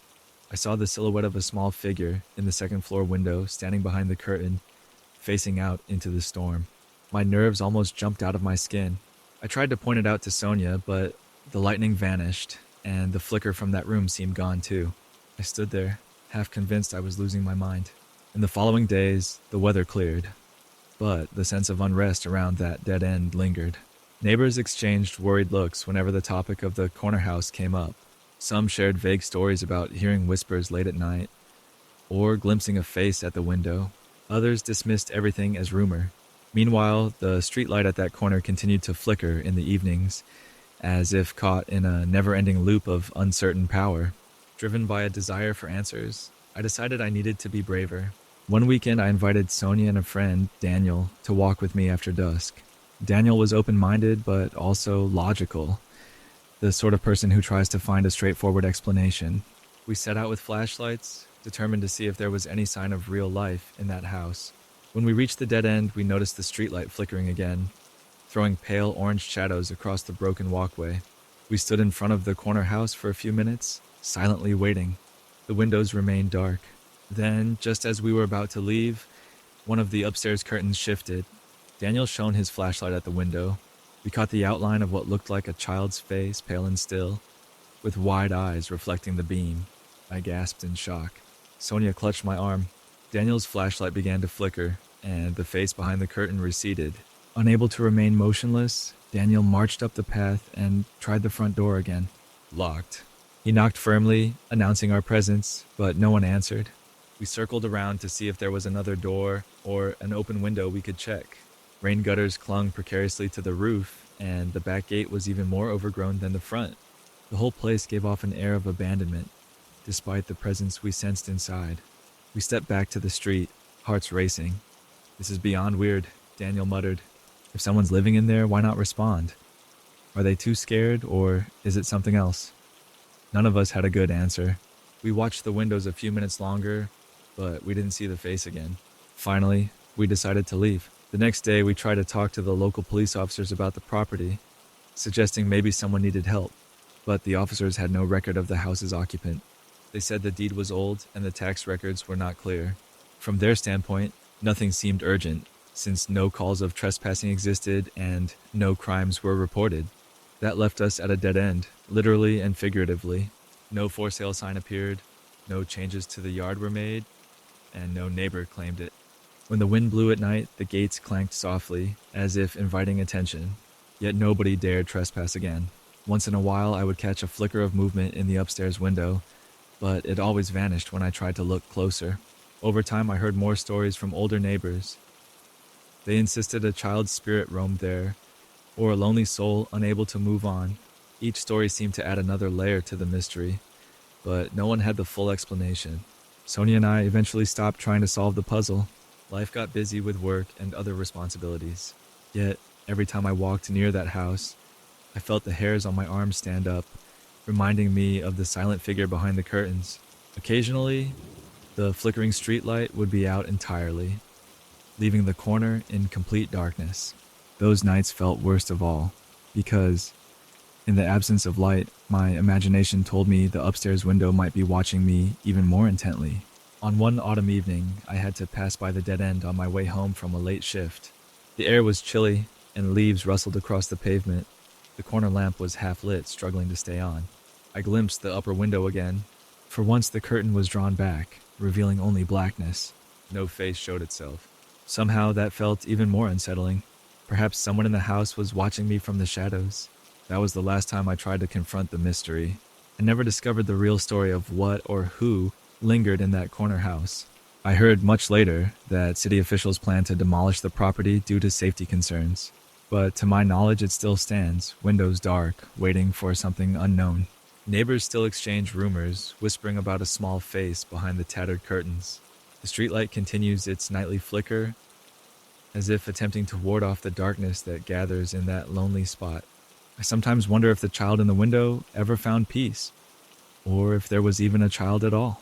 Perhaps the figure was a trick of the light or a reflection from the glass, but in my heart, I believe there was something more, some sad, lonely presence that lingered long past its time. When I think back on my walks through Hollow Street, I still recall that faint glow against the upstairs window and the soft hush that fell over the neighborhood whenever people glanced toward that dead end. The house might remain a mystery forever, lost between the flickering street lamp and the old curtains that hide whatever secrets dwell within. I started working at Midtown Hospital 3 weeks ago, covering the late night shift. On the outside, the building looks like any other hospital: tall gray walls, rows of windows, and a large sign in front. Inside, however, a strange atmosphere sets in once visiting hours are over. The lights feel dimmer and the long hallways echo with every footstep. During my first overnight shift, I felt nervous but determined to do well. Around midnight, I walked the silent corridors, checking on supply rooms and making sure everything was in order. Some parts of the hospital were bustling like the emergency department, while others were almost deserted at night. The emptiest area was the old wing on the east side, shut down except for a few storage rooms. The staff calls it the Old Wing, though its more official name is East Wing 2B. When I passed East Wing 2B the first time, I thought I saw a quick flicker of movement in one of the dark windows. It lasted half a second, like a shadow crossing the room. I paused to peer through this glass, but all I saw were covered furniture and boxes. I told myself it had to be my eyes adjusting to the poor lighting. Still, a chill ran through me. That same night, I overheard a couple of nurses chatting in the break room. One of them, a friendly man named Eric, mentioned something about a permanent patient. The other nurse shushed him in a hurry, glancing over her shoulder as if to check who might be listening. Eric laughed it off, but there was a nervous edge to his voice. I wanted to ask what he meant, but decided it might look bad for a newcomer to get involved in hospital rumors. Over time, I noticed staff members sometimes made jokes about the permanent patient or said things like, "Better not go wandering alone, or you'll run into our special guest." Whenever I pressed them for details, they just shook their heads and changed the subject. Some responded with uneasy smiles. It was clear there was a story behind it, but no one wanted to share. As the days went by, I started hearing more odd sounds on my rounds, distant footsteps in empty hallways, soft murmurs where there should be silence, doors creaking as if someone went in or out. One night, I heard a faint tapping noise near the closed-off East Wing 2B. Each time I tried to follow the tapping, it seemed to move further away down the corridor. The sensation of being led somewhere unsettled me, so I backed off. Eventually, curiosity got the best of me. I asked an older nurse, Mrs. Phillips, about the rumors. She was on her break, sipping hot tea in the staff lounge. At first, she brushed me off, saying it was nonsense. But after I insisted, she sighed, lowered her voice, and said, "There's a story about a patient who never left. Some say he's still roaming the halls at night." She paused, searching my face for a reaction. But remember, there's no official record of him. It might just be a tale. Her small confession made me more intrigued. My logical side told me it was a hospital legend. The other side of me imagined a lonely spirit wandering at night, stuck in the building. Still, I had a job to do, and patients needed my help. I tried to push the thoughts aside, but the feeling of watchful eyes in certain corridors lingered. One particularly quiet night, I got assigned to deliver some paperwork to the administrative office in the older part of the hospital. The elevator in that section was out of service, so I had to climb 2 flights of stairs. The stairwell lights flickered slightly, adding to my anxiety. When I finally stepped into the hallway, I noticed that it cut right through East Wing 2B. The sign above read 2B Storage. I tried to ignore the creeping feeling in my stomach and continued. As I approached the storage room, I heard a soft shuffle behind me. I turned around swiftly, but no one was there. The corridor was empty. Suddenly, from the corner of my eye, I saw a shadow pass across a doorway at the far end. My heart pounded. That doorway led to a room labeled supplies only that was supposed to be locked. Despite my fear, I walked slowly toward that door. Each step made the old floor squeak. When I reached it, I tested the knob. Locked, as expected. Feeling foolish, I shook my head and continued to the admin office. After I dropped off the paperwork, I decided to hurry back to the more populated part of the hospital. But as I made my way back, I heard voices faint, almost like whispers behind the walls. I froze, listening closely. It sounded like someone having a gentle conversation. I followed the voices to a window that looked onto a dark, sealed room. Through the dirty glass, I could make out a figure sitting on a metal bed frame, partially covered by shadows. Another shape seemed to stand at the bedside. Slowly, I raised my flashlight and shone it inside. In that brief beam of light, I saw only old furniture and boxes covered in sheets. No person, no bed. The whispers stopped. The air in the hallway felt colder, pressing on my lungs and making it hard to breathe. I quickly retreated to the main corridor. That night, I slept poorly. My dreams filled with images of hospital beds in abandoned rooms. A few days later, Eric tried to joke with me about seeing the permanent patient, and I replied, "Maybe." He stopped laughing and stared at me. "Wait, are you serious?" I gave him an awkward nod. He looked uneasy, then shrugged. "It's probably nothing. People say it's a ghost of a patient who died or someone who never checked out. I doubt it, but midnight can play tricks on the mind." Strangely, the staff's reaction the next night was different. Some giggled or teased me, but others looked worried. One nurse said, "Don't pay attention. This hospital's been around for decades. Stories pile up." Another added, "Just watch yourself in those old rooms. Lights act funny there." It felt like they were half joking, half serious. I started to suspect them of knowing more than they let on. My next scare happened near the nurse's station around 3 a.m. I was filling out forms, fighting sleepiness, when I saw movement by the corner of my eye.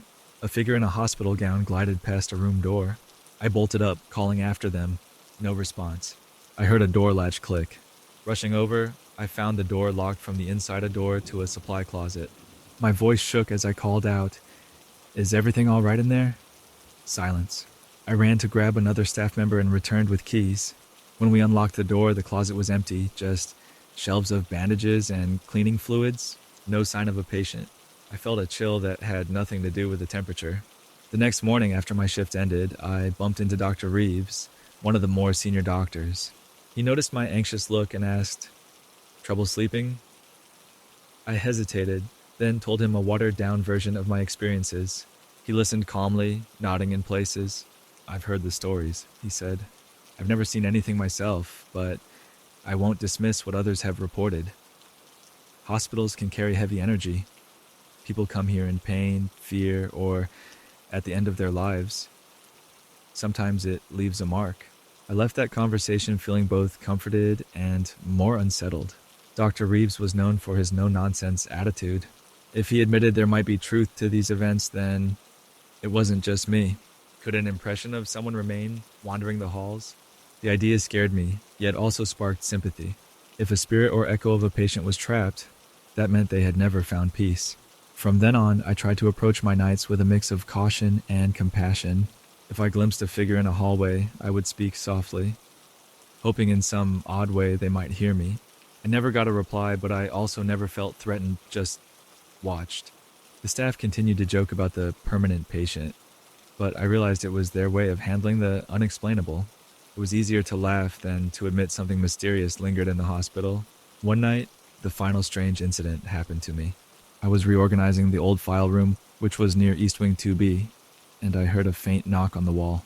The knock repeated, 3 gentle taps in a row. I froze. Another set of 3 taps followed. Taking a breath, I tapped back on the wall 3 times as well. Silence followed. My heart hammered. I called out quietly, "Do you need help?"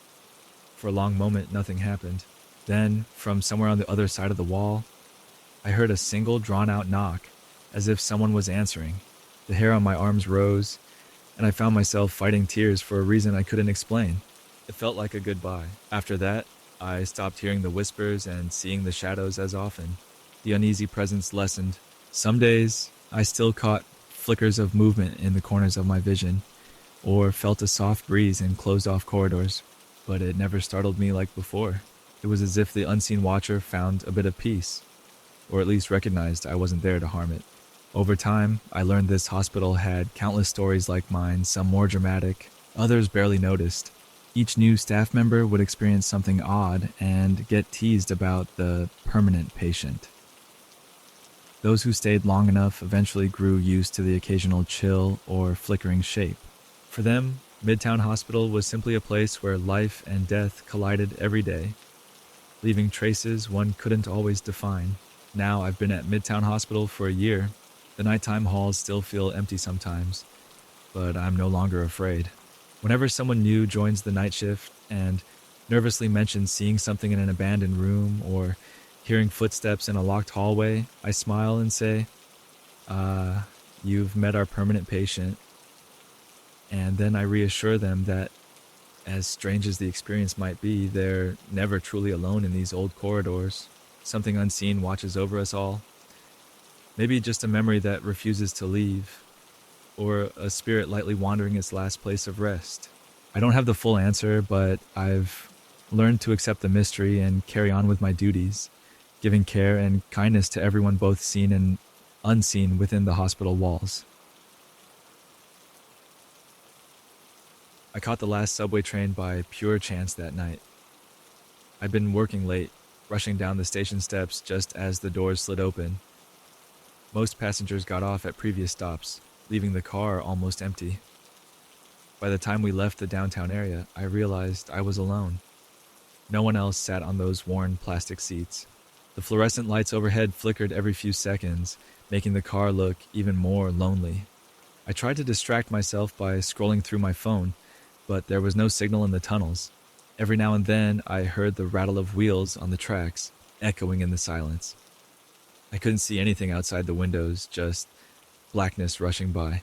Suddenly, the train jerked to a stop. My phone slipped out of my hand onto the floor. I got up, heart pounding, thinking maybe we had arrived at a station. But peering out the window, I saw only the dark tunnel walls. The train doors remained shut. A crackle sounded on the intercom, then silence. After a moment, the lights overhead dimmed, flickered, and stayed on at half power. A low hum told me the train still had some electricity, but everything else seemed dead. I wondered if we had a mechanical issue. The conductor didn't make any announcement. I waited, shifting from foot to foot. Time passed, and the train stayed dark and still. My skin prickled with the sensation of being watched, even though I was sure the car was empty. I tried to move to another car, but the connecting door was locked. The emergency instructions said to stay seated, so I returned to my seat, doing my best to remain calm. That was when I noticed a faint flicker of light outside. It appeared in the tunnel, like a bulb about to burn out. At first, I felt relieved maybe station workers were checking the tracks. I leaned closer to the window. The small light kept flickering on and off, on and off. Then, out of the corner of my eye, I saw a shape, a figure standing several yards away in the tunnel. It was too dark to see who or what it was, but I could tell they were tall, unmoving at first.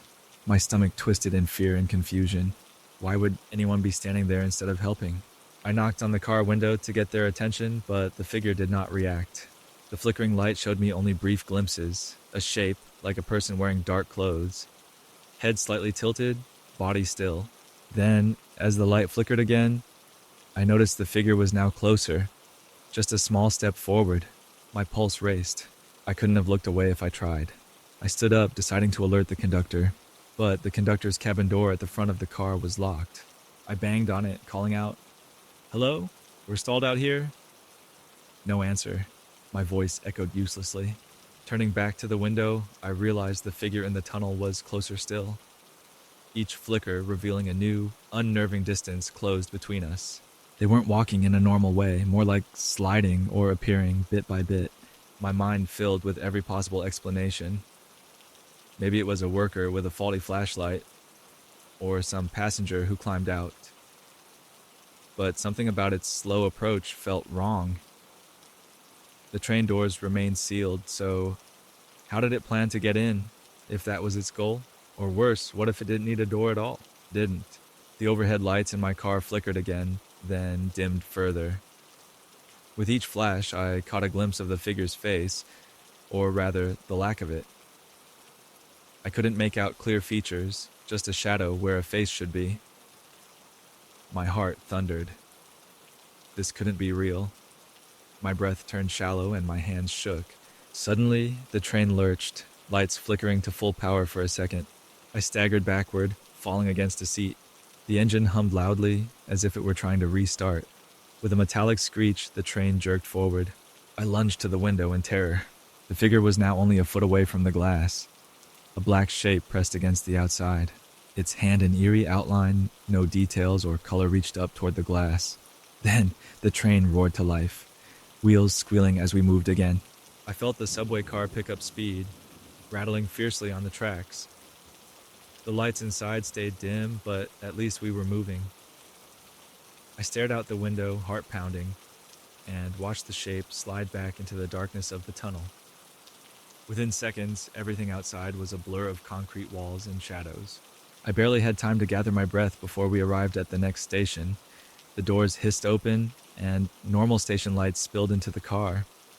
The speaker crackled to life at last, announcing that there had been a brief mechanical failure. Shaken, I stumbled onto the platform, grateful to see ordinary people waiting on the benches. I glanced back into the subway car, half expecting to see the shape inside. But there was only emptiness. The doors slid shut, and the train continued down the line. Even among the crowd on the station platform, I couldn't shake the fear that something unexplainable had been in that tunnel, inching closer, almost reaching me. I managed to get home and try to sleep, but even now I sometimes wake up in a sweat, remembering that flicker of light and the silent figure. The memory remains, reminding me that there may be things on the edges of our everyday world that we can't fully understand. And whenever I ride the late train again, I find myself glancing into the tunnels, bracing for another glimpse of that shadowy shape lurking, waiting for the right moment to appear. Everyone arrived at the office half awake, carrying coffee cups and yawning after the weekend. Our break room was a small space with a fridge, microwave, and a table for quick lunches. Most mornings, people barely spoke, simply wanting to get coffee and settle at their desks. That Monday, though, we found a bright yellow sticky note on the fridge door. It said in neat handwriting, "I saw you yesterday." At first, no one paid much attention. Many of us assumed it was some sort of joke or a random note left behind. But a few people got curious and asked around, "Who wrote this? What does it mean?" No one admitted to writing it. The note was signed Sam, which was odd because we had a Samantha in the office, a Samuel, and also a Samira, 3 possible Sams. But each one of them insisted they hadn't written that note. Their surprised faces seemed genuine. We peeled the sticky note off and tossed it in the trash, thinking that was the end of it. The rest of the workday was normal enough, except for the small jokes about the creepy sticky note. We teased Samira, joking, "Did you see someone yesterday?" She laughed and said, "Stop blaming me. I swear it wasn't me." On Tuesday morning, another sticky note appeared on the fridge. Same color, same neat handwriting, again signed Sam. It read, "I saw you in the parking lot." This time the note caused a small stir. People gathered around the fridge, pointing at the words. Just like the day before, none of the Samanthas or Samuels admitted to leaving it. Everyone else shook their heads, saying they hadn't either. It left us wondering maybe someone outside the office was playing a prank. Still, we tried to ignore it. The office manager, Karen, removed the note. She said, "Let's not encourage this. Probably it's just a silly joke." But I noticed a hint of worry in her eyes. Strange things can be unsettling, especially in a place where routines and calmness are the norm. By Wednesday, the third note appeared. "I saw you after work." Our break room grew tense. Now people were bringing up real concerns, asking if there might be a stalker or if a coworker was messing with everyone. The writing was always the same, a tidy cursive that strangely resembled each of the real Sams in different ways. Samantha pointed out that certain letters looked just like her style, but the others, like how the S curved, looked more like Samira's. It was disturbing how familiar it felt to all of them. That day, we caught Samira leaning close to the fridge, comparing the handwriting to her own scribbles on paper. She turned pale, saying, "It's close, but not exactly mine, I think." She looked almost frightened by how similar it was. Samuel tried the same thing, scribbling on a notepad, and sure enough, his M matched the note's shape. Everyone joked that maybe all three of them wrote it together, but their faces told us they were truly puzzled. We decided it might be best to treat the matter seriously. Our manager, Karen, emailed the whole team, asking if anyone knew about these notes. She wanted them to come forward and end the joke before it caused more trouble. No one confessed, and the next morning there was a fourth note. "I saw you in the elevator." It became the main conversation topic at work. People started avoiding the break room, or at least feeling uneasy when stepping inside. I admit I felt tense, wondering if the note was directed at me or at someone else. Could it be random? The fact that the note said "I saw you" with no name or details was confusing and unsettling. Many of us began to double check that we locked our cars, making sure no stranger followed us home. Some of my coworkers tried logical explanations. A few guessed it was the cleaning staff or a bored intern having fun. But the cleaning staff had no reason to leave weird notes, and the intern seemed just as surprised as we were. Another theory was that a former employee still had keys and was sneaking in. That idea gave me chills, imagining someone creeping around after hours to stick a note on the fridge. On Friday, the fifth note appeared. "I saw you crossing the street." Same simple message, same signature, Sam. By now, the tension was high. One coworker installed a small security camera in the break room over the weekend, hoping to catch whoever was responsible. We felt a bit guilty not telling higher management or the building supervisor, but we wanted to solve it ourselves first. All weekend passed, and the building was mostly empty except for a security guard. On Monday morning, I arrived extra early, along with a few others. We hurried to the break room. There was a new note. "I saw you again on Sunday." Alarmed, we pulled out the camera footage. We expected to see someone entering the break room on Sunday night to place the note, but the recording only showed a blank feed in the break room. Around midnight, the footage flickered for a moment, then jumped back like a glitch. When the camera view returned, the note was magically on the fridge with no person in sight. People started whispering ideas about ghosts or the supernatural. It sounded silly, but no logical explanation fit. The glitch in the camera was suspicious. Could someone have hacked it or unplugged it? We found no evidence of tampering. The camera had a direct battery pack and recorded to an SD card, not the building's Wi-Fi. It was bizarre. Our manager grew upset, telling us she might have to call building security to investigate further. Meanwhile, Samantha, one of the Sams, became jumpy, avoiding the break room entirely.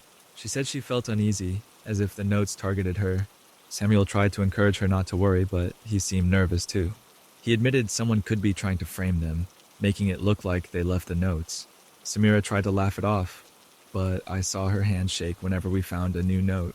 Then, on Tuesday afternoon, an unusual thing happened. The break room fridge beeped. Several of us heard it and rushed over, thinking maybe it was broken.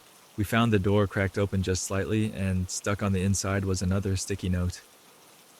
"I saw you reading this." It made no sense because we only found it after the beep, but somehow the note anticipated our reaction. It sent a chill down my spine. That evening, I swore I'd stay late with a group of coworkers to watch the break room in person, hoping to catch the culprit. Around 8 p.m., the office was mostly empty, but 5 of us sat in a corner near the break room. The lights were on, the place quiet except for the hum of the air conditioner. We chatted softly, trying to keep calm. For the first couple of hours, nothing happened. We took turns stepping into the break room for water or coffee, and everything was normal. Then, close to 11 p.m., the overhead lights flickered. We heard a soft rustling noise from inside the break room. We quietly moved closer, hearts pounding. The fridge door was still closed. No one else was in there, as far as we could see. My friend, David, slowly entered, shining his phone's flashlight around. The rest of us followed. Suddenly, David gasped. Another sticky note had appeared on the side of the fridge, hidden from our view until we walked in. It said, "I saw you waiting, why?" All 5 of us jumped back, scanning every corner. But the break room was empty. There was no place to hide except behind the fridge, which was pushed against a wall. We quickly checked, but no one was there. We had literally been feet away from the entrance. No one could have snuck in and out without us noticing. That event rattled us to the core. It suggested something beyond a simple prank. Some coworkers decided they had enough. They wanted to contact the police or get professional help. However, the notes themselves contained no direct threats, only the strange message, "I saw you." The manager said we could file a report, but she wasn't sure what good it would do. We had no suspect and no evidence other than the sticky notes. Still determined, we left the camera running again, plus an extra phone recording from a hidden angle. The next morning, we found a new note. "I saw you try to record me." We all crowded around the break room, dread filling the air. Checking the videos, we found the same glitch as before, at around 2 a.m. The footage cut out for a few seconds. When it returned, the note was already there. Seeing it happen again felt almost like a personal taunt. Now the entire office was on edge. Some people refused to use the break room at all, storing their lunches or drinks at their desks. Others wanted to talk to building security, who shrugged and said they found no sign of forced entry. Some folks started wondering if it was a sign that we were all overworked, or if we had angered someone who used to work here. And underneath all that worry, the creeping idea of a ghost or spirit messing with us kept popping up in whispered conversations. Finally, Samantha offered a strange theory. She said, "What if Sam isn't a person's name but something else? A code? Or maybe it's our own handwriting, some reflection of ourselves." Her comment was met with confused stares. She explained that she noticed each letter in Sam looked like bits of various staff members' handwriting. It was as if the note was formed from a mix of everyone's style. That thought made the puzzle even scarier because it hinted that no single person wrote them.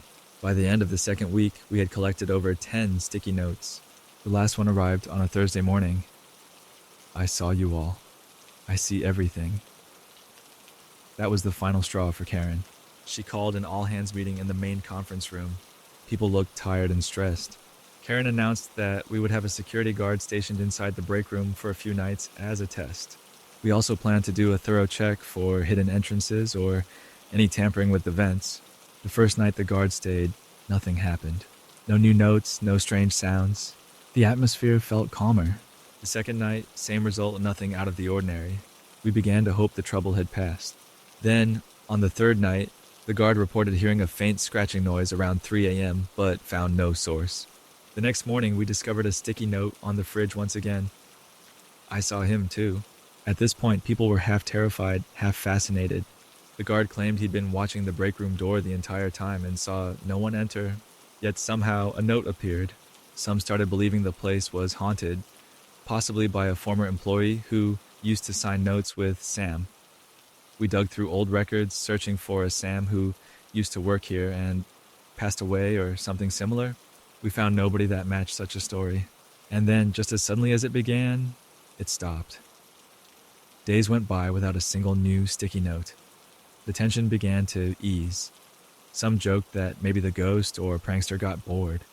Others speculated our intense reaction had driven them away. The security guard stayed another week, but no more strange events occurred. Eventually, we all returned to normal routines. The break room fridge once again became a regular spot for leftovers and office gossip. Management removed the cameras and told us to let things go. Even so, many of us keep glancing at the fridge door, expecting another yellow note to appear.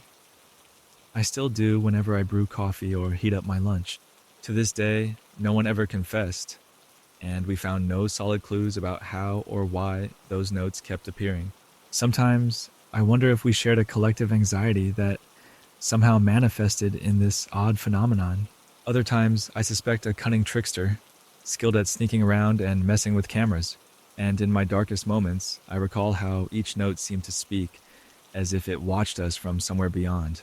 Wherever the truth lies, the memory of those sticky notes signed Sam remains a quiet mystery in our office. Most of my coworkers prefer to pretend it never happened, but some of us still wonder if there's more to the story. Late at night, when only a handful of people stay to finish deadlines, I sometimes look at the fridge and feel a twinge of unease, half expecting to see a fresh note that says, "I saw you working late." No matter how much time passes, the sense that we were all being watched lingers, a reminder that some questions go unanswered, and maybe that's for the best. I used to drive past Turner Farm every day on my way to work.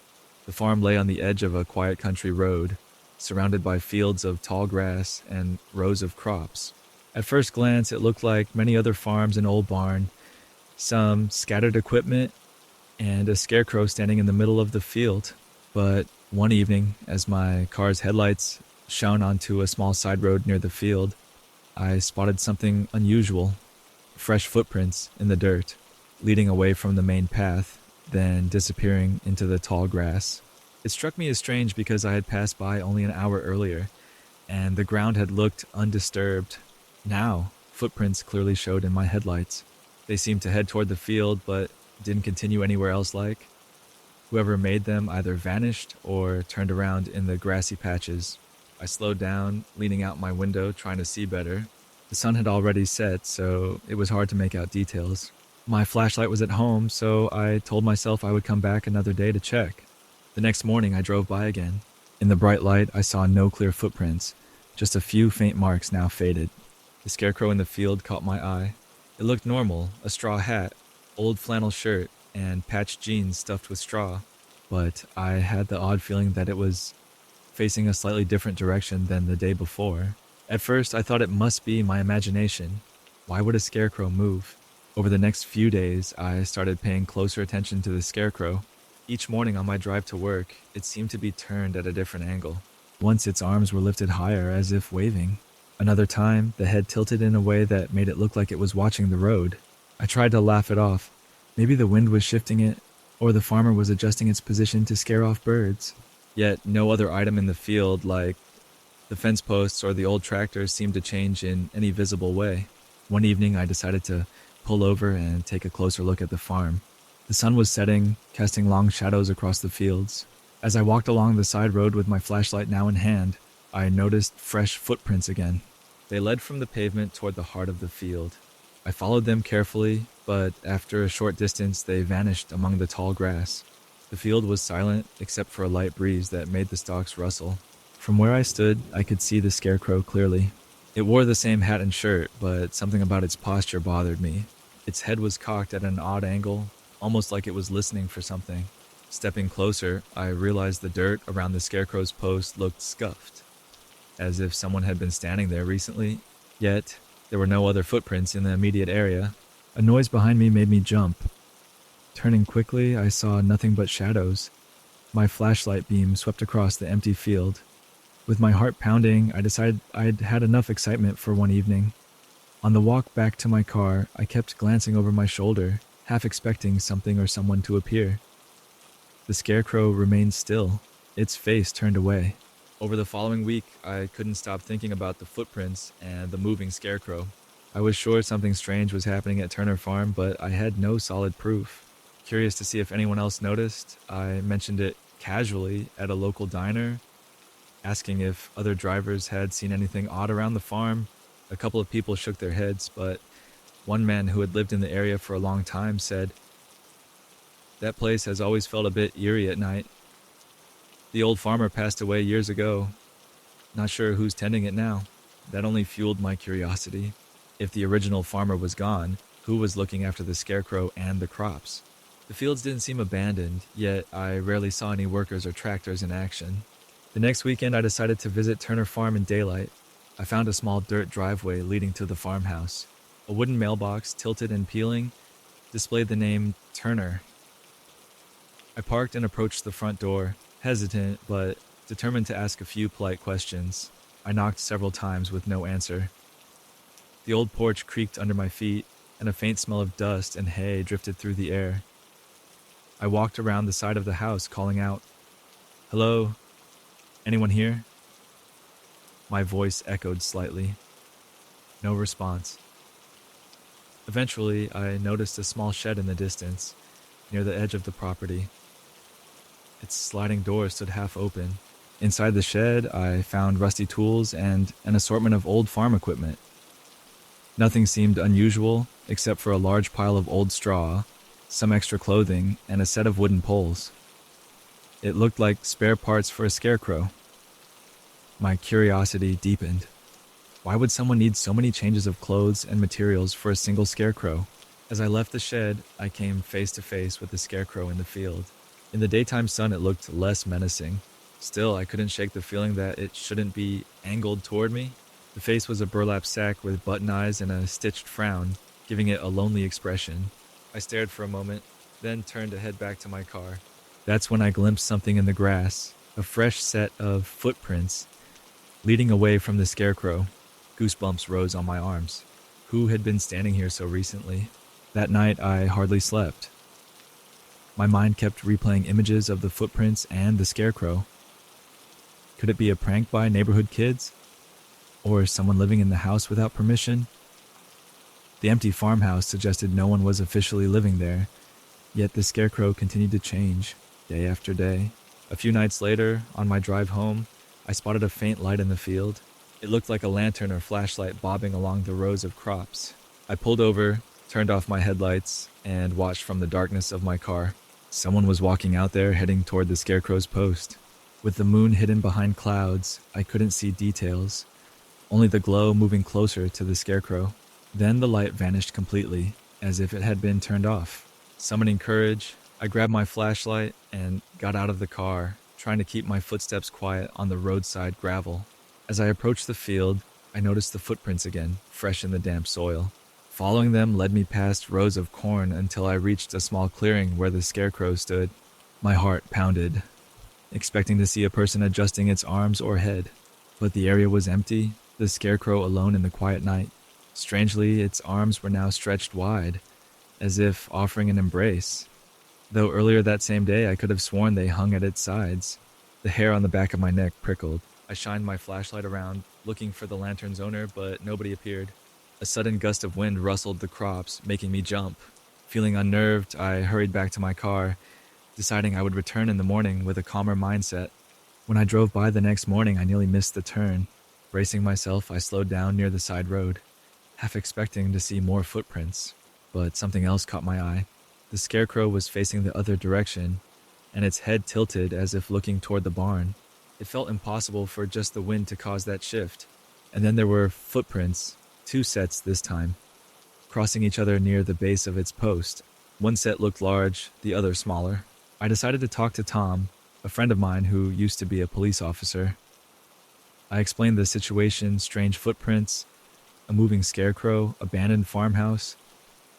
He frowned and said, "That does sound odd. It could be trespassers or even someone squatting on the land." He agreed to drive out there that evening with me, just to check things out. We arrived at dusk, parking on the shoulder of the road.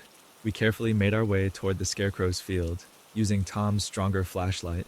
The ground felt soft beneath our shoes. Once again, fresh footprints led from the roadside straight to the scarecrow. Tom and I exchanged uneasy looks. We followed the trail, stepping lightly. The scarecrow loomed ahead, arms raised in a posture unlike anything we had seen before. Its head seemed to be turned, looking directly at us. Tom circled the scarecrow, flashlight pointed at the ground. "Look at this," he whispered, showing me footprints circling the post like someone had walked around and around it. "It's fresh," he added. I bent down and noticed traces of straw on the ground, as if someone had been handling or refilling the scarecrow's stuffing. A sudden crack of a twig made us both stand up straight.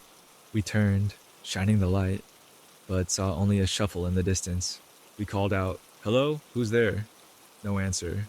We moved closer to the source of the sound, hearts racing. The light revealed an empty patch of soil.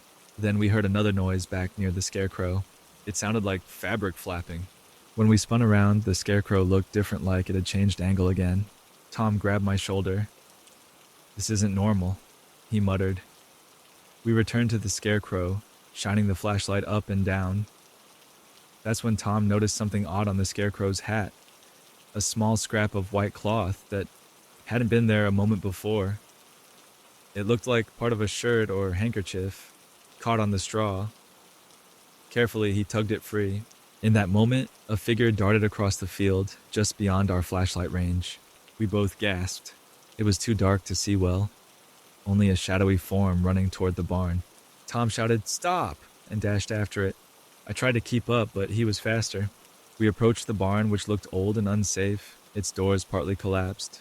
Tom pushed inside, and we scanned the interior with the flashlight's beam scraping along dust-covered walls and piles of abandoned equipment. No one was there. The air smelled of old hay and rotting wood. Tom insisted we check upstairs, but a quick glance showed the loft floor was almost entirely broken through. Definitely no one hiding there. Finally, we gave up and exited the barn. The field lay quiet, the scarecrow still visible in the distance, a lone silhouette against the sky. Frustrated and spooked, Tom said we should leave. "I might make a report back at the station," he told me, "though I'm not sure how much we can do unless there's real evidence of trespassing or crime." I nodded, feeling drained. We accompanied each other back to our cars. The last glimpse I had of the scarecrow made my stomach turn. It no longer looked like it was facing us, but instead faced the side road, as if watching us go. Over the next few days, I avoided passing by Turner Farm. I took a longer route to work, not wanting to see more footprints or that ever-changing scarecrow. Tom tried following up at the station, but the farmland records showed it was vacant, owned by distant relatives who hadn't visited in years. A short inspection found no sign of people living there permanently, so nothing else was done. Eventually, I did drive by again, carefully glancing toward the field. The scarecrow was gone. The post stood empty. I pulled over to see if maybe it had been taken down. Sure enough, not a trace of it remained, just only bare dirt around the place where it used to stand. Without the scarecrow, the farm looked even more deserted than before. There were still footprints here and there, but they seemed older, washed by recent rain. No one ever found out who moved the scarecrow all those times, or why fresh footprints kept appearing. Some locals speculated it was a playful prankster or a wandering vagrant messing with travelers' minds. Others whispered superstitions that the scarecrow had a spirit attached to it, roaming the fields at night. I couldn't decide what to believe. All I know is that, for a while, Turner Farm felt far from ordinary. Every time I think of that scarecrow's shifting poses, I get a chill. Even now, I sometimes take that road just to see if a new scarecrow has appeared. The post still stands, leaning slightly, surrounded by overgrown weeds. Nothing else ever happens, no fresh footprints, no sign of movement. Perhaps whoever or whatever managed that scarecrow is finished. But I'll never forget those evenings of following dirt footprints to a silent figure dressed in old clothes, forever changing positions in the fields. It left me with one sure belief. Sometimes the quiet back roads hold their own secrets, and not all mysteries have easy explanations.